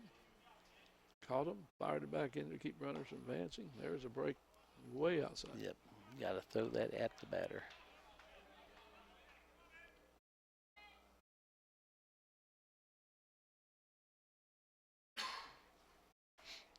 You know, you can curve it. And this probably going to get the coaches looking a little bit. He's walking, looking Yeah, I down. know. He's already pacing over at the. Well, in and the dugout. when you get tired, it goes up. If your pitches start going up consistently, you're not getting your legs, you're not stretching long enough. Inside on the knees. And he was better off to take that pitch. Yeah, it wasn't a good pitch to hit unless you're really quick with the bat. 2 balls and 1 strike, 1 out. Runner at first. 3-1.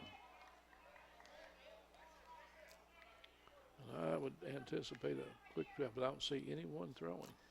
No, I didn't So either. it may indicate that he would relieve off the field. There was someone out there a little while ago, but I don't know if they were actually warming up. Right now, going to get the one easy one. And McAlpers goes down to second. That goes ground ball to 3 unassisted for the first out. And McAlpers gets to second. Well, it works just like a sacrifice bunt. Yes. So here's Mason Lee, who has popped up to the first baseman in foul territory. And he also grounded out. And we have number 22 coming in for the Bruins, and that would be Nolan Francis, a junior listed as a catcher.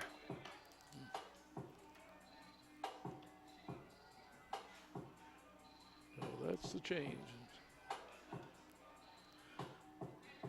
So I'm guessing Mr. Blakeman is just going to leave the game because he is Yeah, I in think that so. DH spot, and Right. Francis will be the new pitcher. And he went 4 1/3 innings. Now pitching for the Bruins, number 22, Nolan Francis.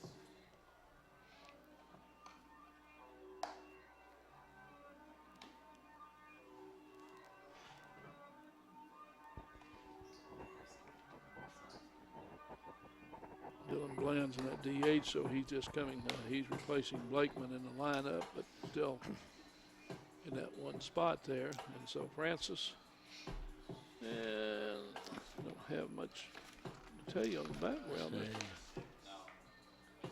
Mr. Francis He's a junior. is a junior, yeah. Listed as a catcher, but hey, catchers know where that pitch is supposed to go. Well, I've seen some catchers with some pretty good good, arms. But does he throw it from the mound to second base? Yeah. Well, the point, you had a lefty kind of thrown from the other side, and all of a sudden you're going to change sides. That could be troublesome to a hitter. But I didn't see him warming up down the bullpen, but he might have warmed up a little earlier. Yeah, there was someone down there earlier. I really didn't pay that much attention. It didn't look like, he was really warming up to come in, but he may have been. All right, we got one out. We're in the top of the fifth, runner at second, and it's 3-1 Central. First pitch Inside. comes inside to Lee. And Lee has Popped up and just ripped the ball. That's going to be over his head. Yep, that's to the wall. He's going to have a stand-up double. Elmore playing in, and that ball was hit a line shot right over his head. So a rude greeting there for Mr. Francis. And that gets a 2-base hit off the left field fence.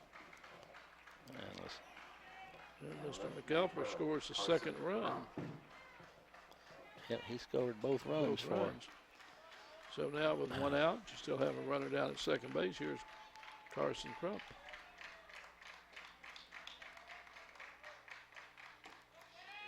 Outside corner, strike one.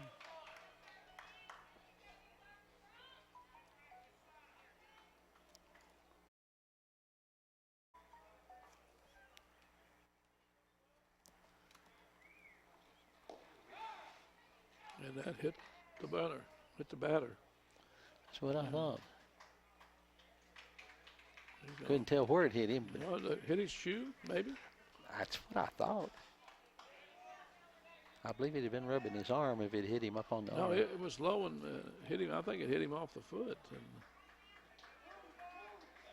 well, puts the second runner on and puts the tying run still down at second. Lead runs at first. Here's Matt Collard, who struck out looking and been on with a fielder's choice. Oh, that's where Lead had a single. He was in the fielder's choice. That pitch is strike on the corner. So Francis lead off double when he comes in and he hits the batter. So there's still just one out in the inning. With runners at first and second. And the number 4 batter at the plate.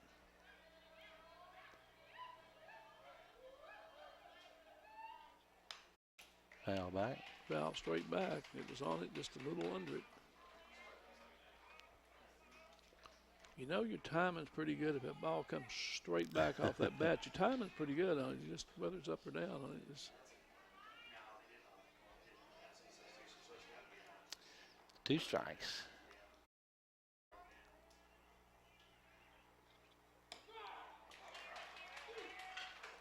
Strike got it. 3. Call strike at up in the strike zone. I'd say right about the letters. And Yeah, he broke on them right across, and that's the second time Collard's gone down on the call, third strike. Here's Colton Nevitt, who's had a pop up to first and hit a fly ball to right. So he's hit the ball both times. a little outside. 1 ball. 2 out now in the top of the 5th inning for the And you want your runner going. Green Wave. Anything hits, you want him moving. 2 outs, you don't have to wait where it's going. Call strike 1-1. Francis got a little speed on his pitch, little That's a curveball. good pitch. The one that Lee hit, he got up and over the middle of the plate. Yeah. And boy, he returned on it in a hurry. Yep, low.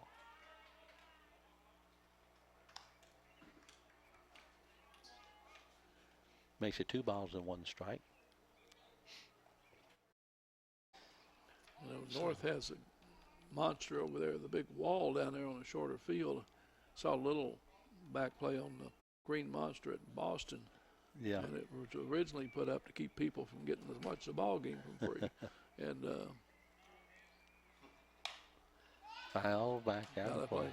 And they were talking about they had the groundskeeper there that keep all that, and the paint comes there locally and how much paint they use, and everything is green. And it's the only hand-operated scoreboard in the major leagues. And they went inside up in there, and they have 4 people that operate the scoreboard inside and still put the numbers in. And it was interesting. It is. Outside. Great. Yeah. See, North Hardin's playing Taylor County today. Taylor County has so they're 18-6, so they have a pretty good team too. Yes. I would say they will probably be in the region. LaRue County. That's a good shot. Yep. I don't really know what Hart County or Caverna has in that district. Foul ball. Taylor Come off his County, foot. Campbellsville, Marion County, and Adair County, and they're You know who the coach District. is at Campbellsville? What? The coach at Taylor County or Campbellsville one. I think Campbellsville. Isn't it Jeff Gum? Taylor County. Is it Jeff Gum? Yes. I know he's at one of the schools down there. I couldn't remember. Yeah, he's at Taylor County. Taylor County.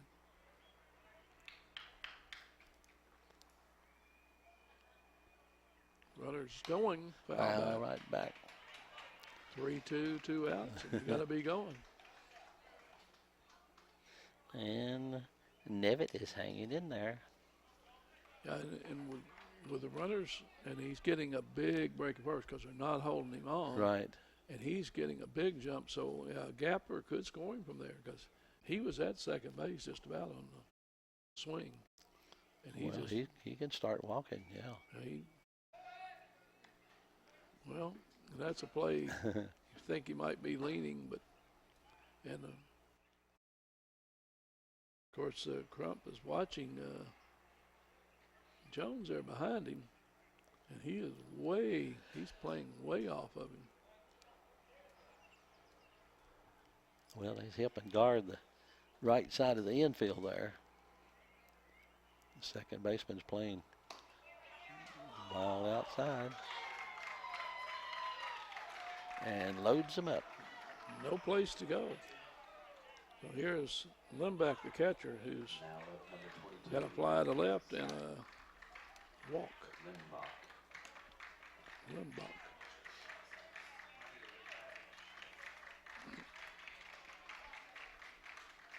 Well, Meade County, big opportunity right here. With one in, bases loaded. They're 2 out. Of course, that means the runners will be going on anything's hit. Right. Gives them an opportunity. The runner at first is pretty quick. Infield's back. They got to play at any base in the dirt. Woodrow goes out. He wants to talk to Francis right here, and I see no one else loosening.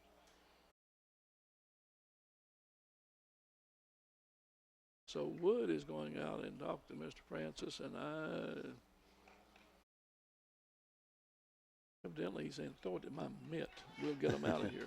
I mean, that's what you tell him. Look at the mitt. That's right. Throw it to me. If he hits the ball, we'll get him out. We Forget got the advantage. We got more defenders. forget looking at the batter. Look at the catcher's mitt.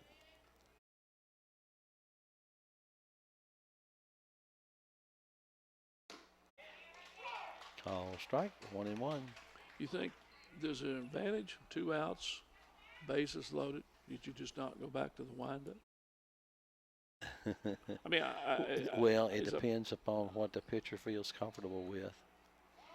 I mean, I don't know whether coaches, you keep the runners just a little closer, but Yeah. if you're not holding them on in this situation, Right. whether he takes a windup or not, they're still getting the same lead.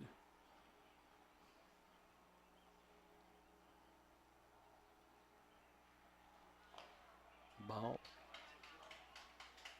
If you're kind of used to throwing out the windup, but he's been in the stretch since he's after the first batter.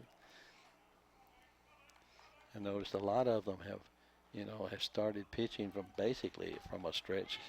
Anyhow, there's very little windup.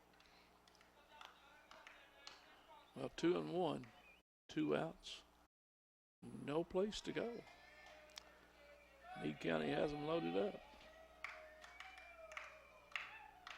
You got to let your fielders help you.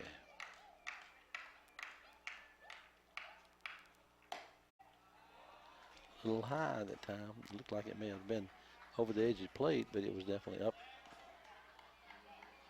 Makes it 3-1. Well, if you're Mr. Limbeck, you're sitting there. I'm thinking dead red. I'm gonna get You're one gonna get a big rip. fastball. I'm gonna get a fastball, and I'm Right. gonna take a real rip at it because I can break this thing wide open right here. He's gonna try to put it right down the middle if he can. No, Well, no outside. But he got the strike zone, so it's still a pitch to hit. yeah. Okay, here we go. Everybody's running. Best pitch in baseball. 3-2, bases loaded, 2 outs. Everything is moving. Everything's going on. And if you get a base hit, it's a lot of fun. Yeah. And He fouled away. fouls away. That was a pretty good pitch. It was outside part of the plate. Well, I'll tell you this, Nevitt from first base, he was at second. He's getting a big jump. He's going to score on a single. I mean, he's just like going from second. If the people in front of him will get out of the way. Yeah, I mean, he's moving on. So we do that all over. 3-2, 2 outs, bases loaded. Everybody's moving, and they're off. And it's hit right at third and under the mitt. Yeah, he thought he had it. Yeah. And right through the wicket as Bryant. Two runs scored. Bryant stuck his glove down and came up heading to the base and no ball. And it came off his mitt and went to the left field fence. And 2 runs. So what is that? It's an error. That's what I thought. I mean, to me, Well, He thought he had it. I thought he had it. Well, it went between his legs, and he's playing third base. That's I'm going to rule it an error. That's what I would say. But it definitely helps the team here for the Green Wave. They scored 2. Runner went to third on the play, and from first went to third, and Lundback wound up. And now they lead 4-3. Yeah, big. And like I said, 3-2, you're guessing dead red, swing away. And he did. He hit a shot down there. It was a hard ground ball, but you can't write THTH down. Right fielder has struck out twice. Zach Bibb. Babb, excuse me. Bibb for Central. Babb for Meade County.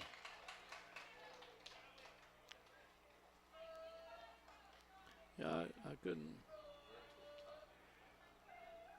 I mean, no one hates it any worse than Mr. Bryant down there, because he's already had taken off to third base for the put out. And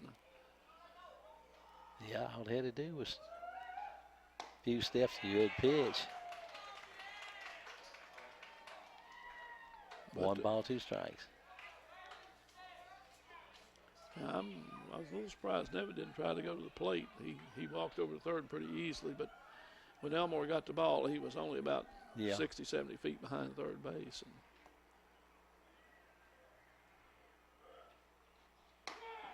Strike 3. so gets a strikeout, but the damage is done as I show a double, and then I have a walk. Yeah, 1 hit. A hit batter. 2 walks. And a double, another ball, base on balls, and an error.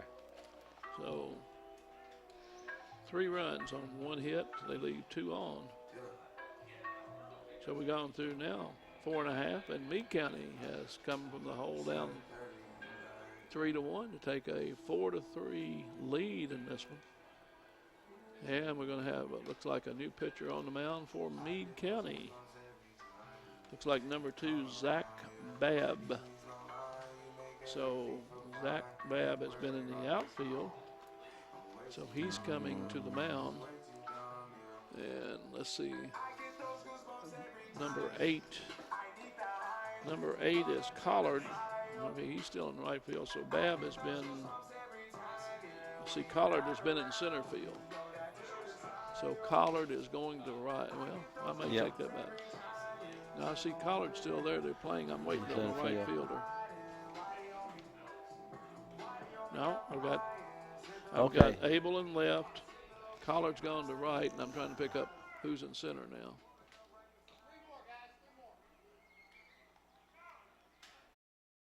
So the new pitcher will be Zach Babb.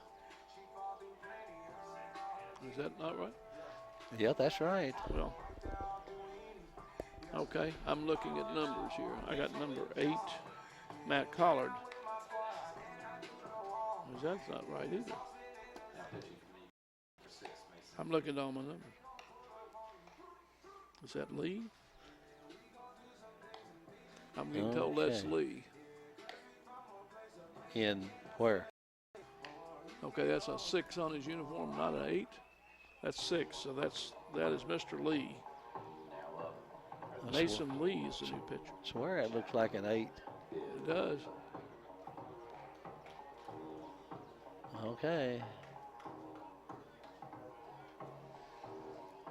Okay, we are in the bottom of the 5th inning with the Green Wave leading 4-3.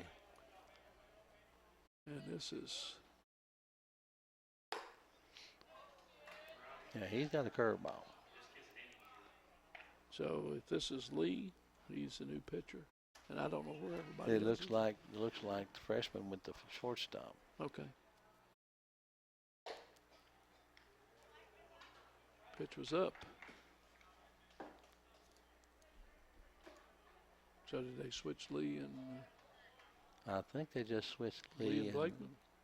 No, Lee and Crawley. Crawley, I believe. Okay. I see a number. Crawley was 20. No, does it look like 20?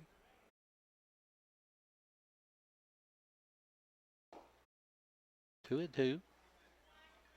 We'll get it straightened out. Well, I'm going to have to bring binoculars to see the infield numbers, but the numbers are blended into that stripe Yeah. across there.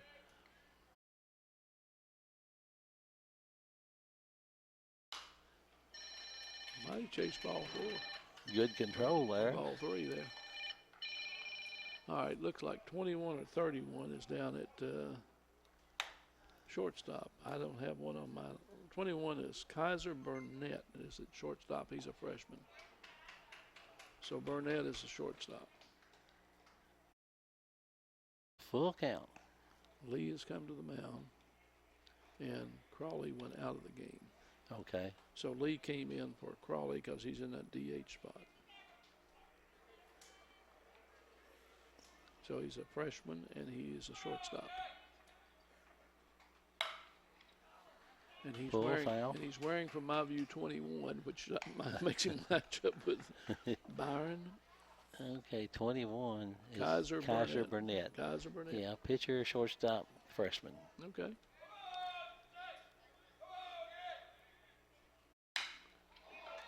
Hit deep, Deep hard, in long, the alley. off the top of the wall. Well, I thought it might have been out of here. Bibb wrapped that one. Yes, he did. And he gets the tying run down at second base, and that was a long drive with no help from anything but the bat, and comes off Herb Jones' sign out there. I thought it was out. And in fact, Abel went back and all the way to the fence, and he bounced and came back by him. So easy double for Bibb. Here's Tyler Wood, who's grounded out in single. He hit that one hard, and it was just about even. He split there right toward the scoreboard between center field and left field. Yep. So Ball back, out of play. And that was between urgent care and Mr. Jones' sign out there at E-Town Distributing, sponsors here that put their signs up on the outfield. That was off the top of the fence. That's about as dead in the alley as you can be.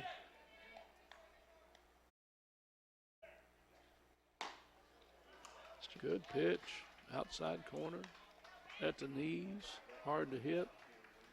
and he's ahead here, 2 strikes. Bibb hit up one of those hard fastballs too. Yep. That's what he hit. My guess he's going to see the curveball here. He's got a good hard curve. I haven't seen any speed changes. It looks like he throws it about like he throws his fastball. Nope. Low and away. 1 ball, 2 strikes. Nobody out with a runner at second base. If you We are in the bottom of the 5th inning, and Meade County went ahead, scoring 3 runs to take the lead 4-3. and Central needs to move the runner to third here. And there's the curve. And he did bring that curveball. Here's Cooper Jones. He's grounded out and it'll fly to right field. So he's 0 for 2. And he'd like to pick up something here. You make a mistake up high with him, and it'll be a lead for Central.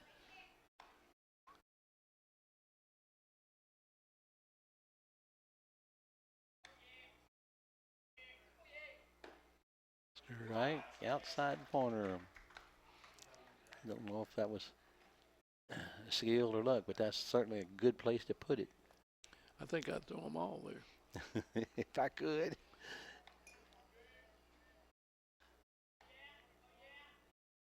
See what he does with this Well, and no. double play. Line drive to short. No chance for the runner.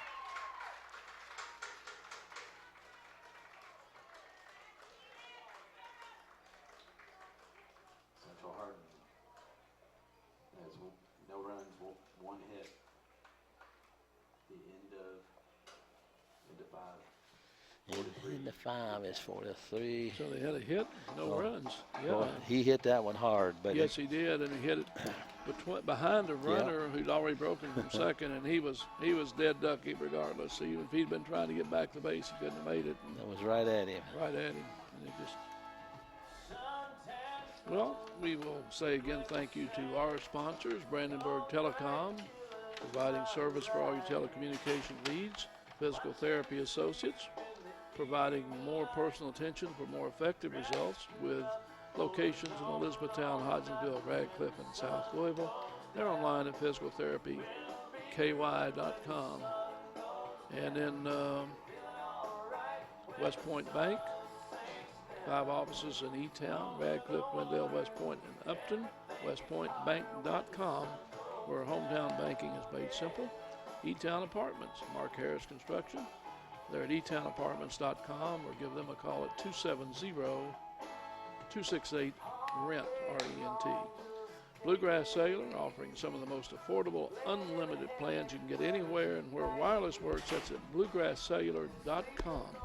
And E-Town Exterminating, 270-737-6900. They're online at mugabug.com. And if you got bugs, call up E-Town Exterminating. You won't have them long. And we have Zach Carter, the DH, leading off here in the top of the 6th inning. Fly ball to shortstop. 1 pitch, 1 out.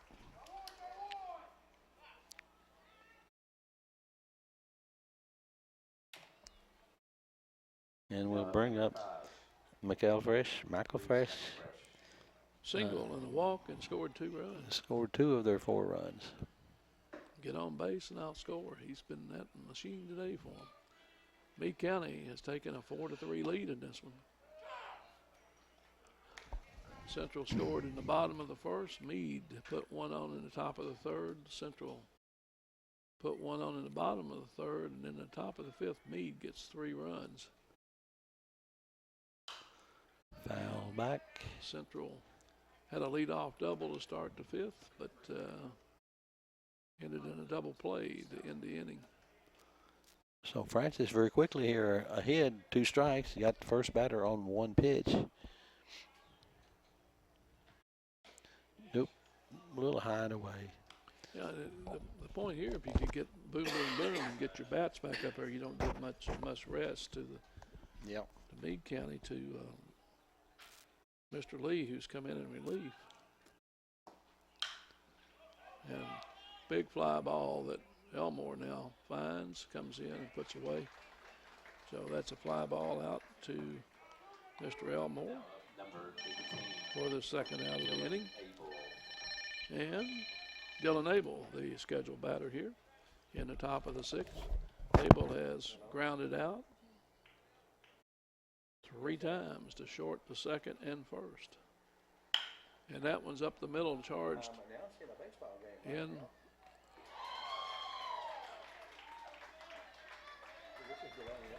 Boy, I tell you, Abel was running down the line, and the throw from Lucas went over Jones' head, trying to hurry, and Abel's going to be on the air.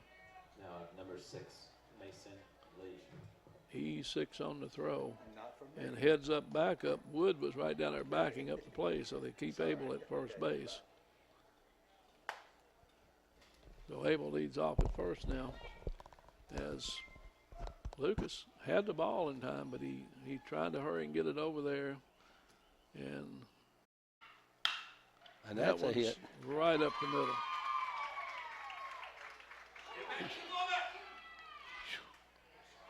Almost. Tripped as he went around the base, and heads up as Peters came in and fired back to second, and got Lee had to dive back in safely, but a solid hit. I'm sorry, Abel had to back in. Lee gets a solid single right up the middle. And so with 2 out. 2 outs, and then 2 on the air, and now the hit. Here's Carson Crump, who was hit by a pitch and walked twice. Swung right through that one. So he has no official at-bats. Walk, and hit by pitch. Well, I guess hit by pitches. Another walk. Another walk, yeah.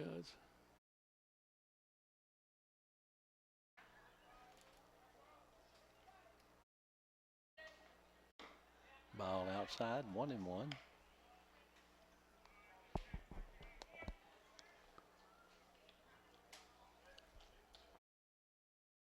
And if you're listening in tomorrow night, be honoring a number of athletes from around the area as Select Preps. The News Enterprise Select Preps will be honoring athletes in all sports from all our local schools.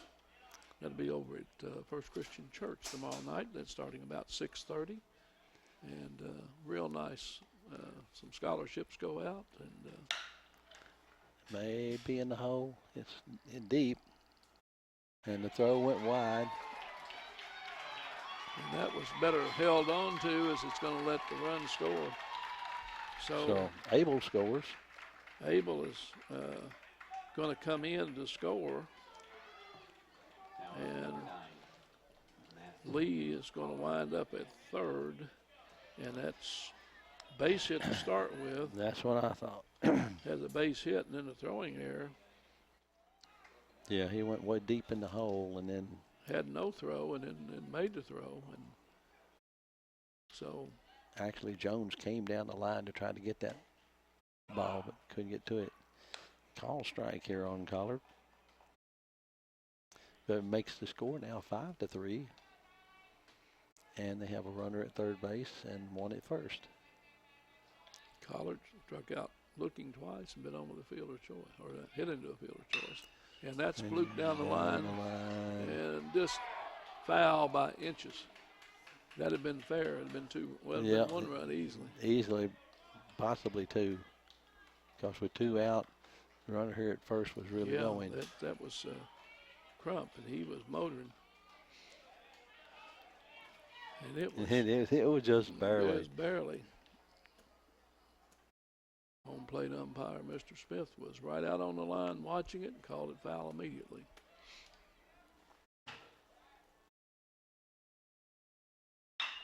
That's that a shot. Fair. He drilled that one to left. Yes, he did. So another run scores. Makes it 6-3. Number 23, Colton Levitt. And Coach Thompson is coming out to the pitcher's mound. See, Dan, that program you're talking about, Select Preps. Select Preps is an outstanding program recognizing athletes who are also outstanding in the classroom. And community service, a number of things goes in, and they have one student from each school in every sport, and from that there'll be the player of the year chosen, and it's more on, it's not whether you scored 40 touchdowns, it's also the academics and the community service, a number of things involved to become that nominee. And so it's a nice program. There'll be 500 to 600 people there, and they'll be enjoying that. And so that's at 6:30 at First Christian Church in Elizabethtown. That would be. And we'll mention that because I'd asked Chuck earlier, Chuck Jones, when he's going to get to attend. He said he's going to be covering a ball game. And Skylar Lucas is coming here to pitch for the Bruins. okay. And see, I was going to mention that even though the Relay for Life has already taken place at John Hardin, the Stovall team always has their Mother's Day Relay for Life pancake breakfast on the Saturday before Mother's Day, and that's what we will be doing Saturday morning. I'll be cooking pancakes from You're going to cook pancakes? 7 o'clock till 10:30. Okay. Yeah, that's. I've been over there. That's a pretty good meal. Y'all have a little more than pancakes. We don't you? have scrambled eggs, Yeah, I was gonna say bacon, sausage, coffee, juice, milk. So now let me ask you that: do you make these pancakes from scratch, or do you use that? Oh no, No. I buy the mix. I can stir the mix. I wouldn't know how to make them from scratch. Oh, that's not any problem. I wouldn't You want to for scratch, that many. Scratch around the cabinet and find something to stir. But we usually do have a good turnout. The people in the community come out and support the Relay for Life very well. Skylar Lucas in relief here of Francis, and he comes in with 2 outs. He's got a runner at first and second. 2 runs are in, and He throws a fastball inside and got everyone's attention right here, especially Mr. Nevitt, who's the hitter. And Nevitt had, see, fly out, and a base on balls. Yeah, with runners at first and second, 2 out. So the runner at second certainly will, well, they'll both be running on anything hit. And there is a hit into left field. And they're going to send him? No. Oh, Yes, and they it are. got by the left fielder. Got by, and they may send 2. They're going to send, try to get the other run here. And the throw is not going to be in time and way up in the air. And batter's at third base now. so a single. Yep. And then Turns into a two-base, triple with 2 runs scored. And then we get the error on the pickup out there and lets 2 runs cross the plate. Now with number And 22. that'll be an E on the error on the outfield, and lets Nevitt get all the way around to third base, and Peters backing up the play at home where there'd been another run in. Yep. Because the relay throw was high. And here is Limback, the catcher. He'll be the 8th hitter in the inning. And the score is now 8-3. Yeah, 4 runs in on the inning. Swing and a miss.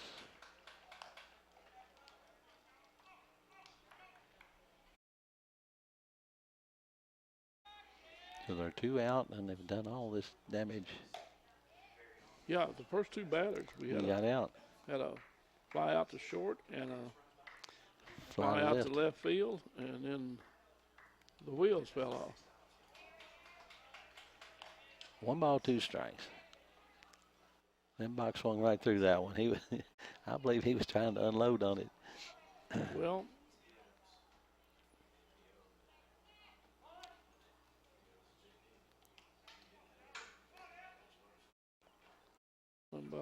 Limback has flown out to left, walked, been on with an error. And Foul ball. But he hit that one to third. I mean, that was a rocket. and that one came back off. I think that may have got Mr. Smith, the home plate umpire, up in the mask. Looks like maybe did.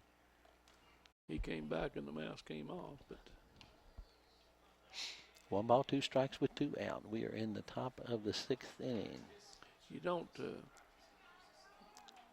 if you ever want just a jolt, catch one of those, straighten that mask with a foul ball off the bat. And that's a pretty good jolt, even with that mask on. Yes, it and is. the masks are a lot better than they used to be. I think I've got an old catcher's mask, and it's iron bars, and it's not much padding. Yeah, the old mask were wild again. 3 and 2, kind of like the old mitts. They weren't. Yeah, big piece of leather with a hole in the middle. Full count. And that one is pulled foul. Well, he full count. He was sitting there guessing fastball again, and Meade County's got some people throwing a little bit out there. I don't know whether it's. I know they're going to play some. Oh, they're going to play some JV ball afterwards. There's foul back out of play. So Limback's hanging in. he is. Eye on the ball. And like I said, he's a sophomore. I like his work behind the plate, and he's got a pretty good eye at the plate. Yes, he does. You can tell that the batters that follow the pitch are capable of fouling the ball off. And there he goes. He gets his walk. He works it for a base on ball. Second time tonight. Now up number 2, Zach Babb. Okay, Zach Babb, the right fielder. Zach's had a rough day. Yeah, he's took a call third strike. He struck out the first 2 times up also, so he's had 3 strikeouts today, but he's the 9th hitter in the inning. Takes a call strike on the first pitch.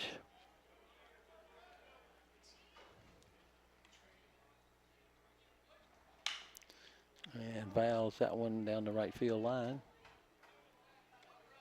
very quickly. Lucas is ahead, 2 strikes. If he's got a curve, this is where it would come in.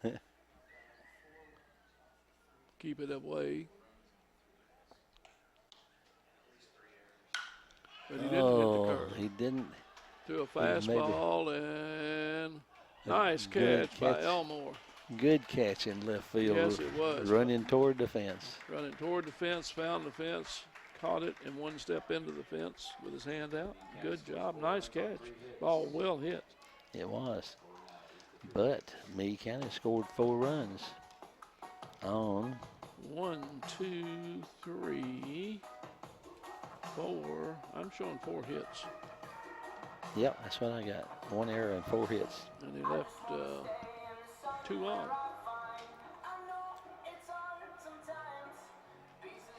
But that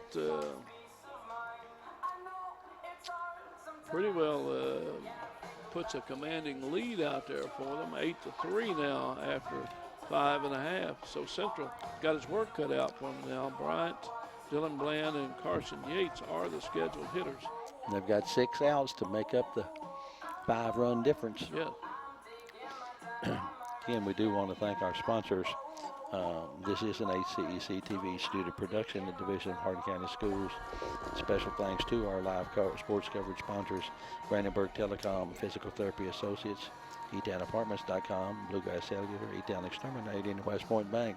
If you get an opportunity to visit or see any of these business people, make sure that you mention to them how much we appreciate their support for not just ball games, but all the community events and activities, in addition to the high school competitions that we're able to share with the community on HCEC-TV. And for those of you who cannot get out to watch the games in person, this game should be played back on starting the 20th. Let's see, I think it's Sunday, because we start the district tournament on Monday, the 21st.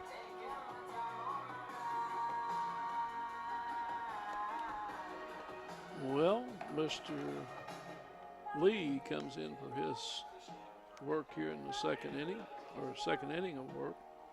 He had a leadoff double and gave up a leadoff double, and he had a strikeout and a fly out, and got out of the inning. And then that line drive double play, I mean, he couldn't have hit it any harder, but he hit it right to the shortstop. And the runner at second, he was dead in the water. He was already halfway to third. So we have for Central, like you said, Bryant, Bland, and Yates. Number 23, Ethan Bryant.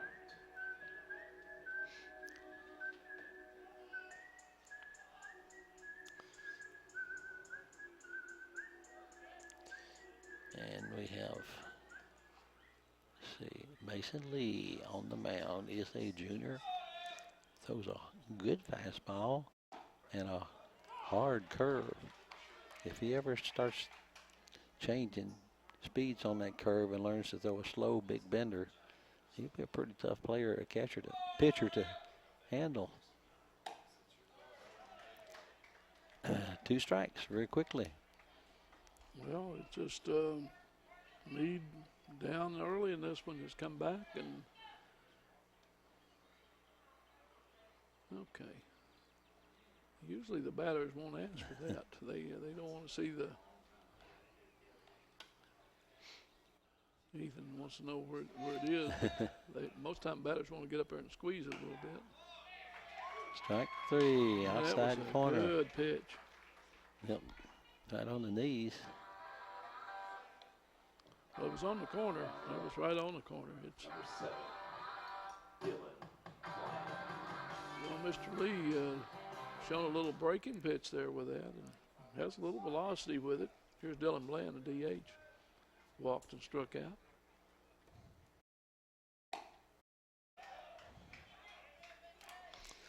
1 strike.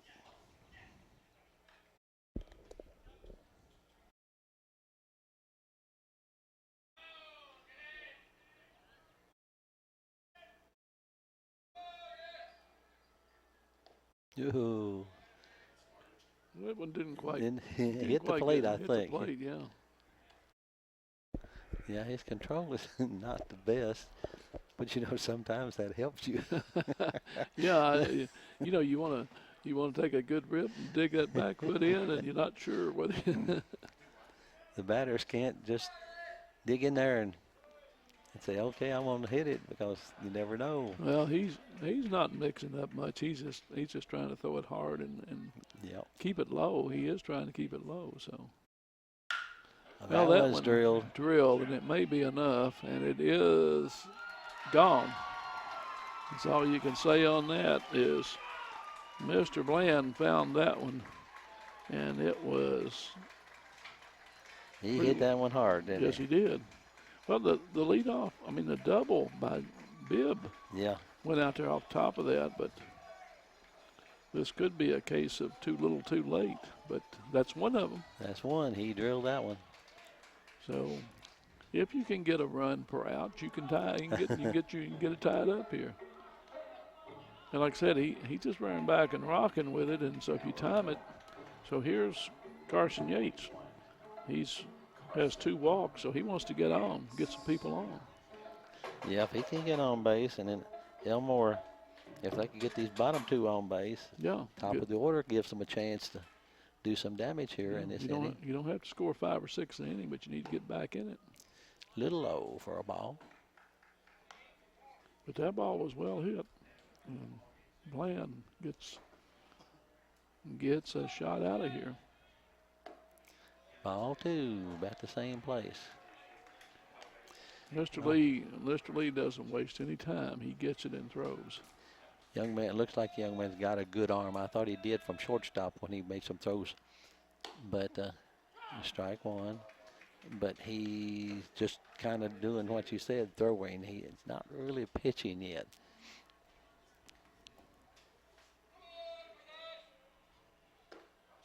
Strike 2. Just took a little off that. He's a junior. Yeah. And He's not the easiest pitcher to handle. He's fast enough. And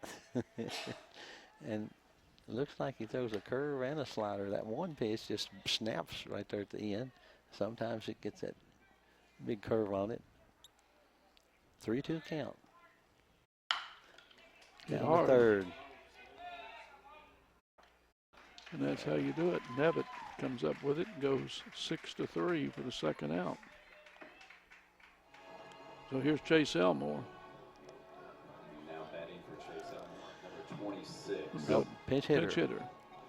Bryce. Number 26. Number 26 is Bryce Pruitt. He's a freshman. Yeah, Bryce pitched the other day when we saw him. He also plays in the outfield. So he'll pinch hit here for Elmore.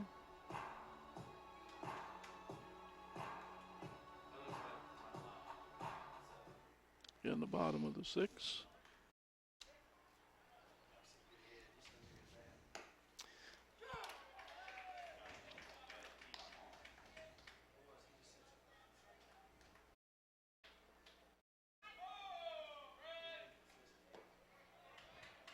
One and one. So Lee had a strikeout and a home run by Bland, but he got a ground ball to get the second out. Pitch is high. Took that one off, tried to curve, and it just stayed up there. 2-1 the count on Pruitt, the pinch hitter here for Chase Elmore. And that was right where he wanted it. Yep, that one down and broke down in the end. 2-2.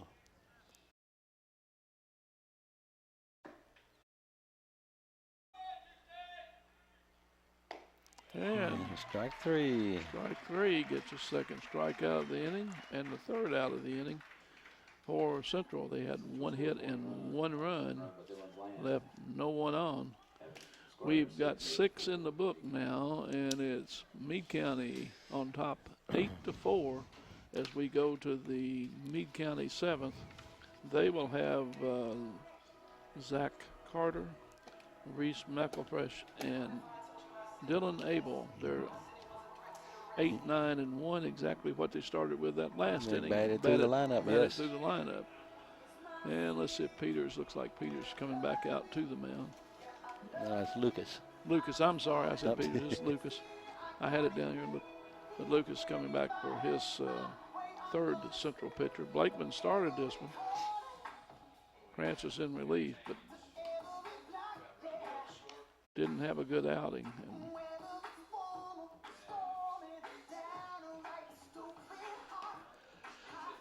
so top of the 7th inning, clouds have moved in. The sun's gone behind the clouds. The lights are on, and it's still very pleasant, warm, really warm here in yeah, the it's a press nice box. yeah. We could stand a little breeze coming in these windows.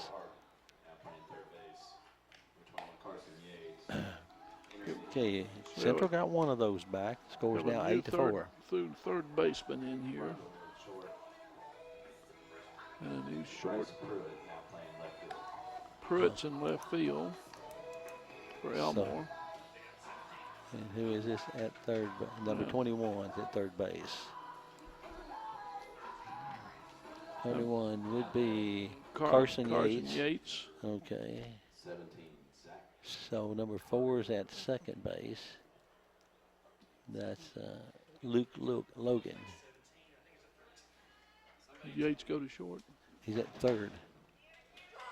I thought that was Yates, okay. Yates 20, yeah. at third. Okay. So I'd have to see who's shortstop. Probably whoever moved over from second. I'm getting. Well, no, Yates went to third. Lucas is pitching. All right, we'll find it here in a minute. If I can see the number. Yeah. High and away. 1 ball, 2 strikes. And you look where those lines cross those numbers. It really makes it difficult to tell on a fly ball to the infield. And second baseman, number 4, pulls that one in. That's Logan over at second base now. 5, Reese McElfresh.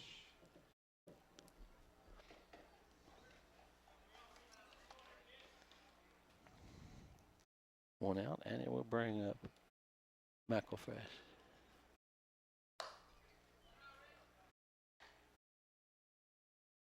See his McElfresh is 5, but I swear it looks like a 6 with it on that uniform.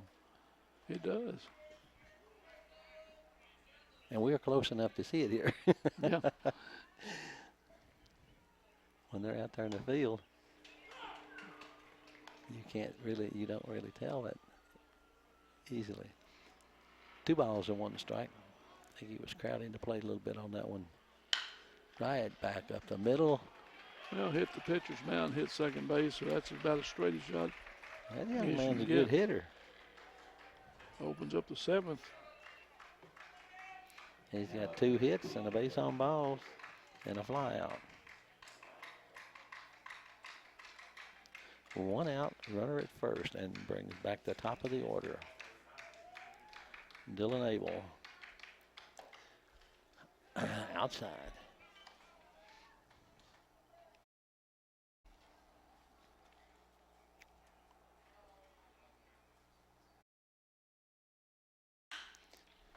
And hit that one down the line. Stays in the area, in the field, but it hit the fence. Way foul. He tagged that one pretty well. Just pulled it a little too far. 1 ball, 1 strike, 1 out. We are in the top of the 7th inning, and the score is 8-4. And got him on the handles with that one. And Yep. Near collision. over his head. Nathan Rundle is the shortstop. He went out and tried to glove that one over his head. He got it in the glove but couldn't hold it. That Okay, is that 26 in 13. in the outfield? Who was yeah, that's Pruitt in the outfield. Okay, Pruitt. So Abel gets a single.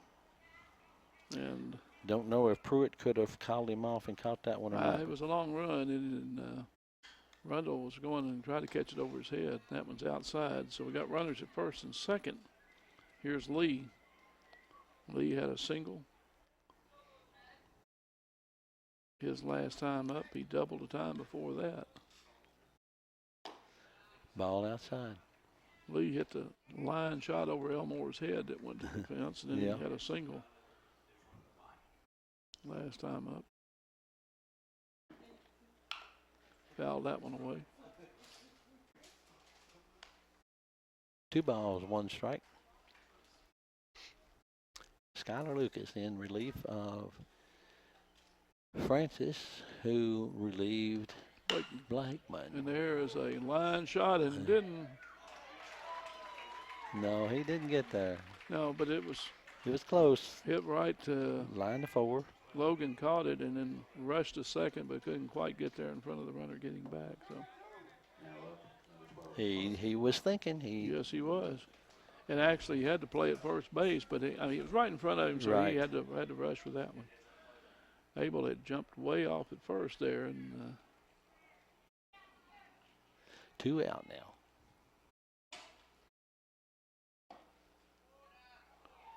two on, 2 out. And this is Carson Crump, the first baseman. Singled his last time up. 2 balls. He walked, he's hit by a pitch and had a single. So he's had Been on. been on every time. Yep.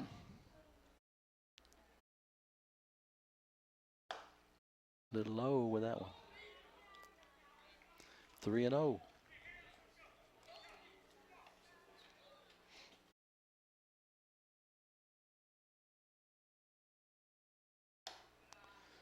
Ball And 4. He's had a good day at the plate with his eye. Yep. There's his third walk. He's been on base 5 times and he scored 2 runs. And that fills him up again. And here's Matt Collard, who had a single his last time up after struck out, been on with the fielder's choice, and another strikeout and then a single. So he could really put it out of reach here with a walk, an error, a single, get that 5-run lead, take out the big inning. Yeah. And a hit would really damage the Yes. chances for Central Hardin. And well, he's hit it hard. Did Looks he get like it's in the alley. And it's going to be to the fence. 1 hop into the fence, 1 run, 2 runs, and 3 runs. A 3-run double for Collard. And you can't hit them much harder than that and keep them in the park. He really hit that one. And that makes it 11-4. Now at number 23, Colton Nevitt. So after starting out with a strikeout and being on the fielder's choice, or hitting into the fielder's choice, then striking out, he singled and doubled his last 2 times. That would played it 3 runs with 2 outs. Everybody was moving. Pitch is high. And this is Nevitt. He had a single his last time up.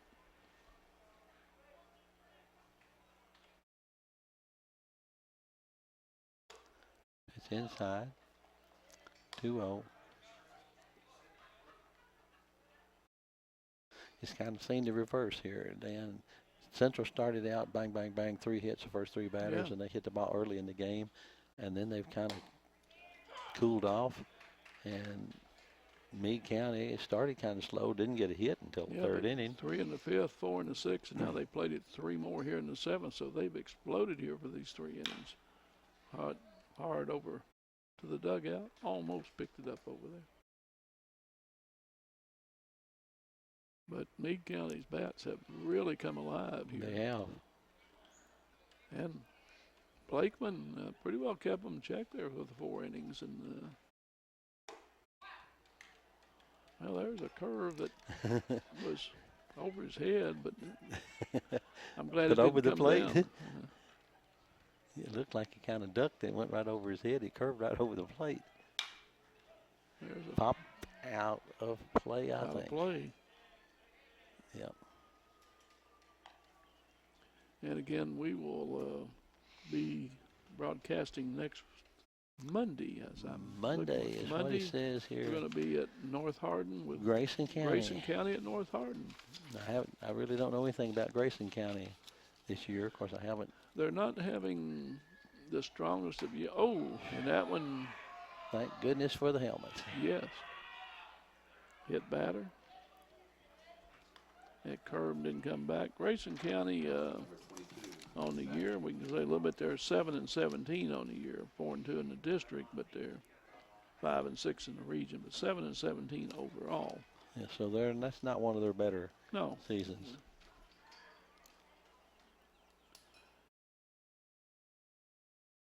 And in this district has 3 teams that have, 15, 16. I'm not sure. E-Town 17 wins. Yeah, I think you got a region that's pretty open this year. It's Strike. it's maybe who can get into the second game with a better pitcher, and I think there's 3 or 4 teams have the 1 pitcher, and then you look at you got to have the 2 pitcher, then you better have the 3rd pitcher if you get that last one. Yeah, for the region you do. To the district, if you get to the finals, you get to go on, but pitch is high. Yeah, 1 pitcher can get you into the region, and it's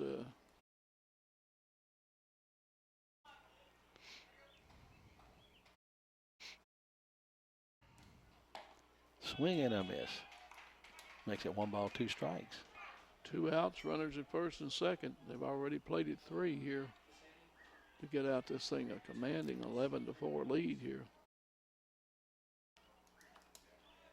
And there's a shot, and Pruitt's coming, and it didn't get it. Knocks down, 1 run's going to score, and he gets it into 3rd, but made a dive at it, couldn't get it, so it'll be a base hit. Made a good effort to get to that, but Now up, number 2. Now Lembeck, the catcher, coming off a couple of walks, gets a single, gets an RBI. Runner still at first and second, and here's number 9 hitter. Mr. Babb. And He's hit 1. that's foul. Yeah, in the corner. And as it's a deja vu all over again, because they in the 6th they batted. Leading off with Zach Carter, and they batted 9 men. And the 7th they led off with Zach Carter, and their 9th hitter now. So the 6th and 7th they've sent 18 up here so far. That's right. But what is it? Yogi said it's deja vu all over again. That's good stopper. and they're wearing Wood out here behind the plate. He's been out there on the ground more than the lawn crew. I mean, But he's showing his skill behind the plate he too. is. Fouled out of play. Yeah, a pass ball there will let both runners move up. Yeah, and it's 1 ball, 2 strikes again with the 2 strikes. And a little dribbler. And a wild throw at first base. That's a 1-run score.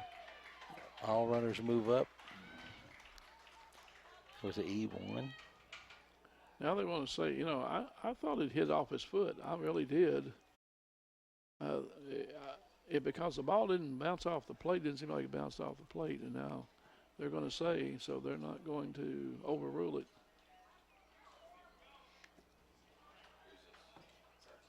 Now up, Zach Carter. So be a base hit? Yeah. That'll be error. E1, yeah. E1, yeah. Run scores. And we're still 2 out and go to Zach Carter for his 2nd at bat this inning. And Coach Thompson is coming in to make a change. Lucas will go back to short. Well, no, he's... Let's see what we'll do. And let's see.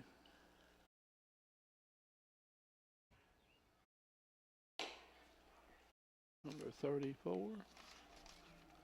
And that's going to be Jack Bibb.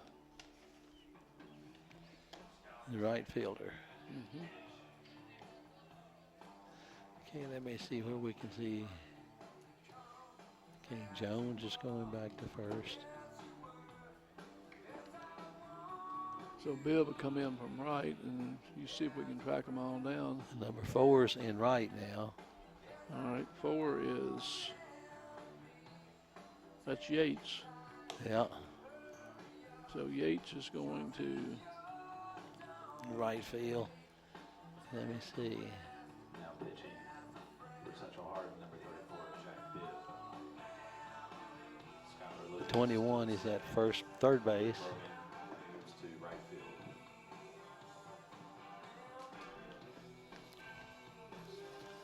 so Bibb is going to come on here, and then we're going to have, Yates is still at third base. Number 4 is Logan. He goes to right field. all right, And I guess that means Lucas goes to shortstop and or second base 1. I think still same. It looks like 13. I'm still looking. That's still Rundle at short. Okay. Then Lucas probably went to second. Lucas went to second. And Logan went to right. Yeah. All right. Maybe. Well, I know Logan's in right. Okay. And Yates is at third. Runners at second and third. 2 outs. Meade has played at 5 here in the top of the 7th. Bibb's first pitch is A inside. little inside. So Meade County is in their 10th hitter in this inning, Zach Carter.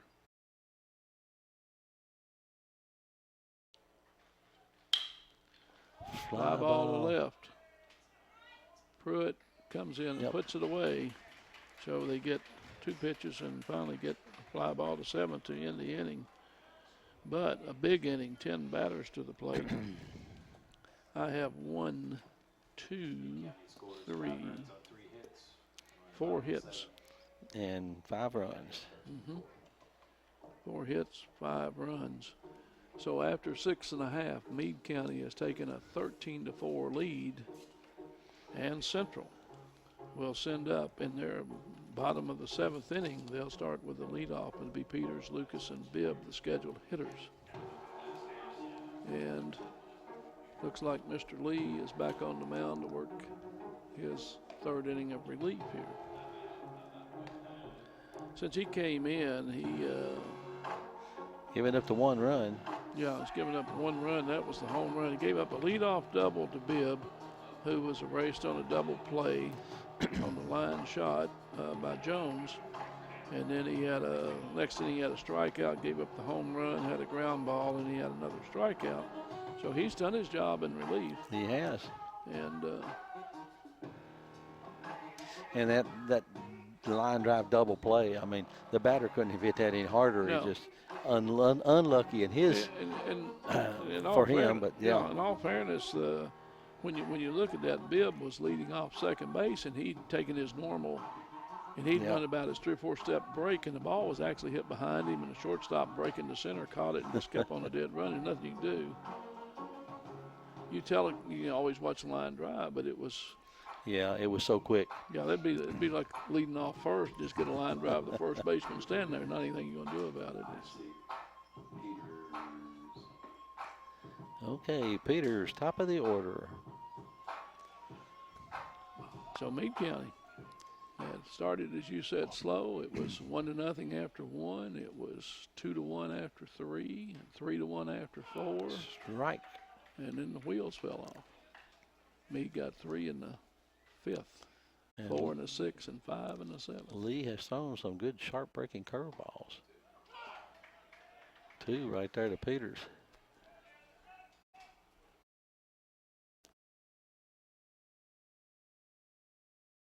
See what? Okay, came back with another one. Abel going back on this one, puts it away. Hit it hard, but it was not long out.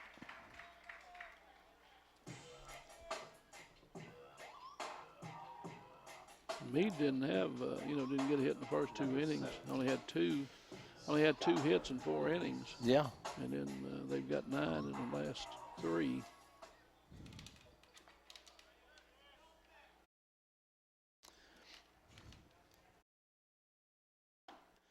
Strike, fastball outside corner for Skylar Lucas. And he scored 2 runs.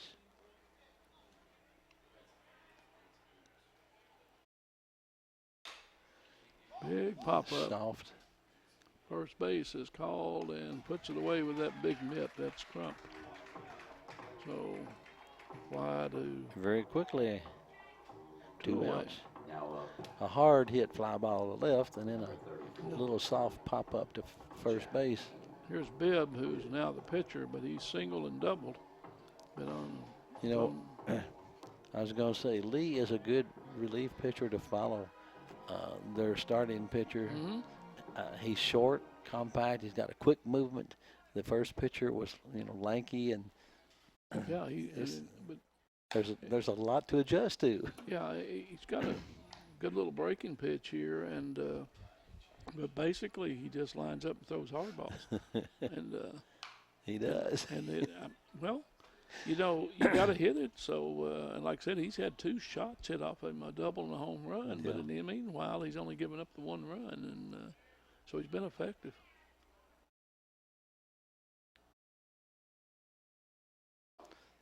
Good curve ball That there. was a wrinkle. Took Yeah. a little off of that one, and He learns to use that Yeah. effectively. He could be really it would really make him tougher. yeah. It came back with Yeah. another one. That was just a little too low. So he's shooting at that outside corner. 2 outs here in the bottom of the 7th. Elijah Steele, Reagan White, Weston King, Madison Windsor, Brady Thompson, all our crew today. And Dale Mings, our director, and we want to Full count, 3-2. put 3 a and thank 2. you in for them. And can't say all of them at times, so we'll wait till this pitch and see what happens. I'll thank our sponsors again, too. Big pop-up going to be out of play. But this is an HCEC-TV student production, Division of Hardin County Schools, and live sports coverage sponsors today: Brandenburg Telecom, Physical Therapy Associates, eTownApartments.com, Bluegrass Cellular, eTown Exterminating, and West Point Bank. How's that? And we thank our sponsors for all the support they give to HCEC-TV. All 4. That was close. That was. I thought that one may have been a strike. Must have been a little high. Tyler Wood, the hitter now, single, struck out and grounded Now out. up. Number 40. Tyler Wood. Wood was the second hitter, and he struck out.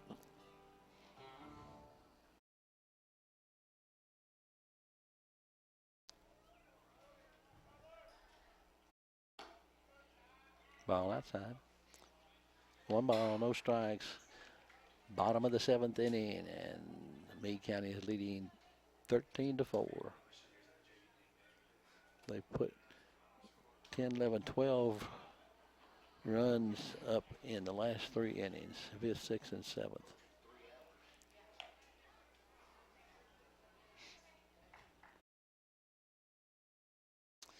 Long game today. Yes, it is. And we're getting close to 3 hours. Well, didn't start exactly right on time, but pretty close. Yeah, we're about 2:45, 2:46.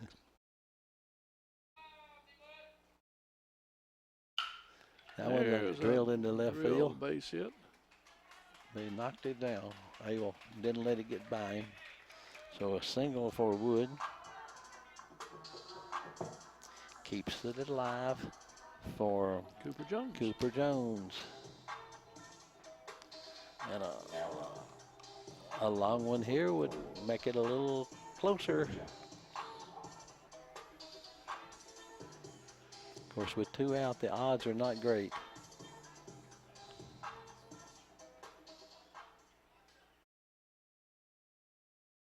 Well, here's Jones. Rundle's on deck.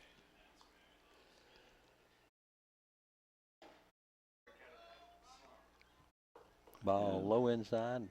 Maybe a different inning, closer game, a little bit. You might try to be bouncing off there and try to take a base, but not with 2 outs Yeah. and needing a bunch of runs. You got to hope for Got to play a it lot safe. of things to happen here. 1-1.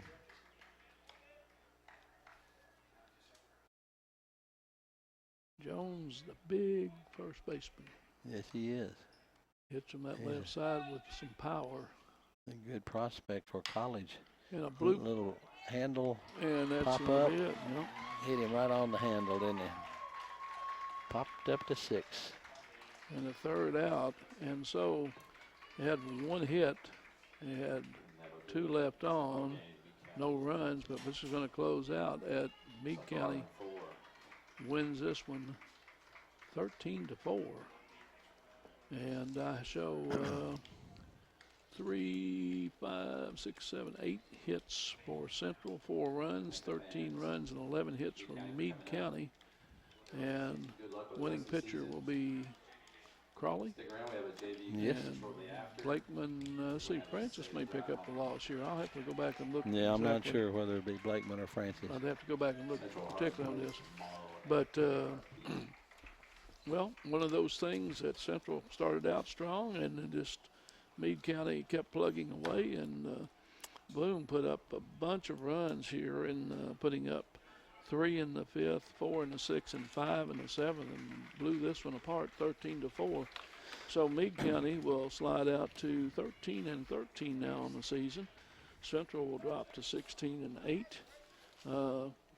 Big win, I think, for Meade County. I think so. I think they're trying to gel out here at the right time to drop into this district tournament. Dwayne, see little hitting, couple good young-looking ball players from Meade County. We did. As the teams rush out here, they're going to get ready to do a little JV scrimmage, which is always good. But as we step away from this one, our next broadcast schedule will be at North Hardin on Monday with Grayson County. We've got district tournament coming up on the 21st. Week after Let's next. start here at Central, and E-Town will host the girls softball.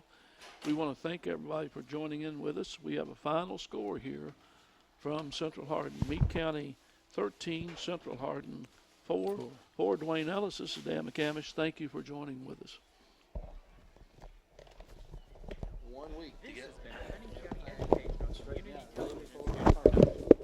Live local sports on Brandenburg Telecom Channel 1, and all rebroadcast on Brandenburg and Comcast Cables Channel 2, Spectrum Communications Channel 184, and on our YouTube site.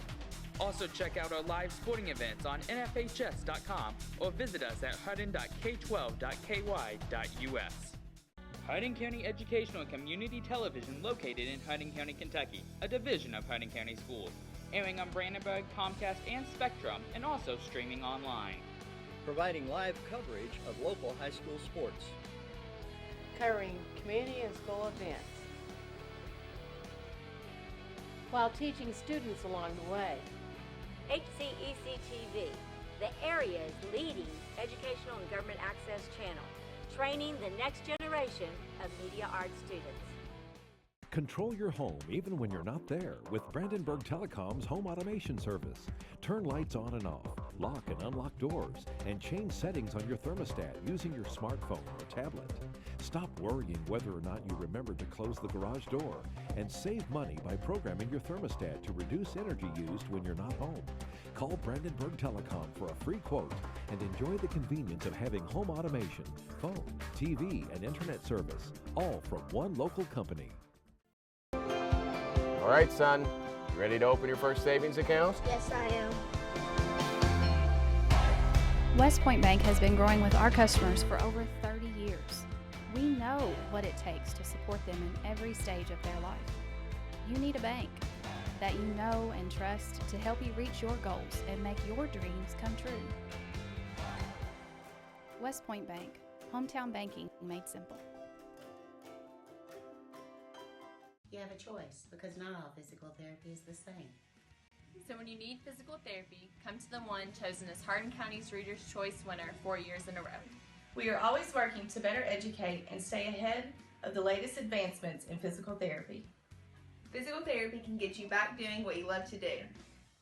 If you're experiencing pain, loss of mobility, or just want to feel better, come see us at Physical Therapy Associates in Elizabethtown, Radcliffe, Hodgenville, and now open in Brandenburg.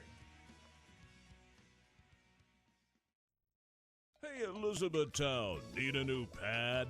Hop on over to eTownApartments.com or call 268-RENT for all your rental needs. Look for our trucks, they're all over town. We have apartments, townhomes, duplexes, and houses. Remember to hop on over to eTownApartments.com or call 268-RENT for all your rental rental needs.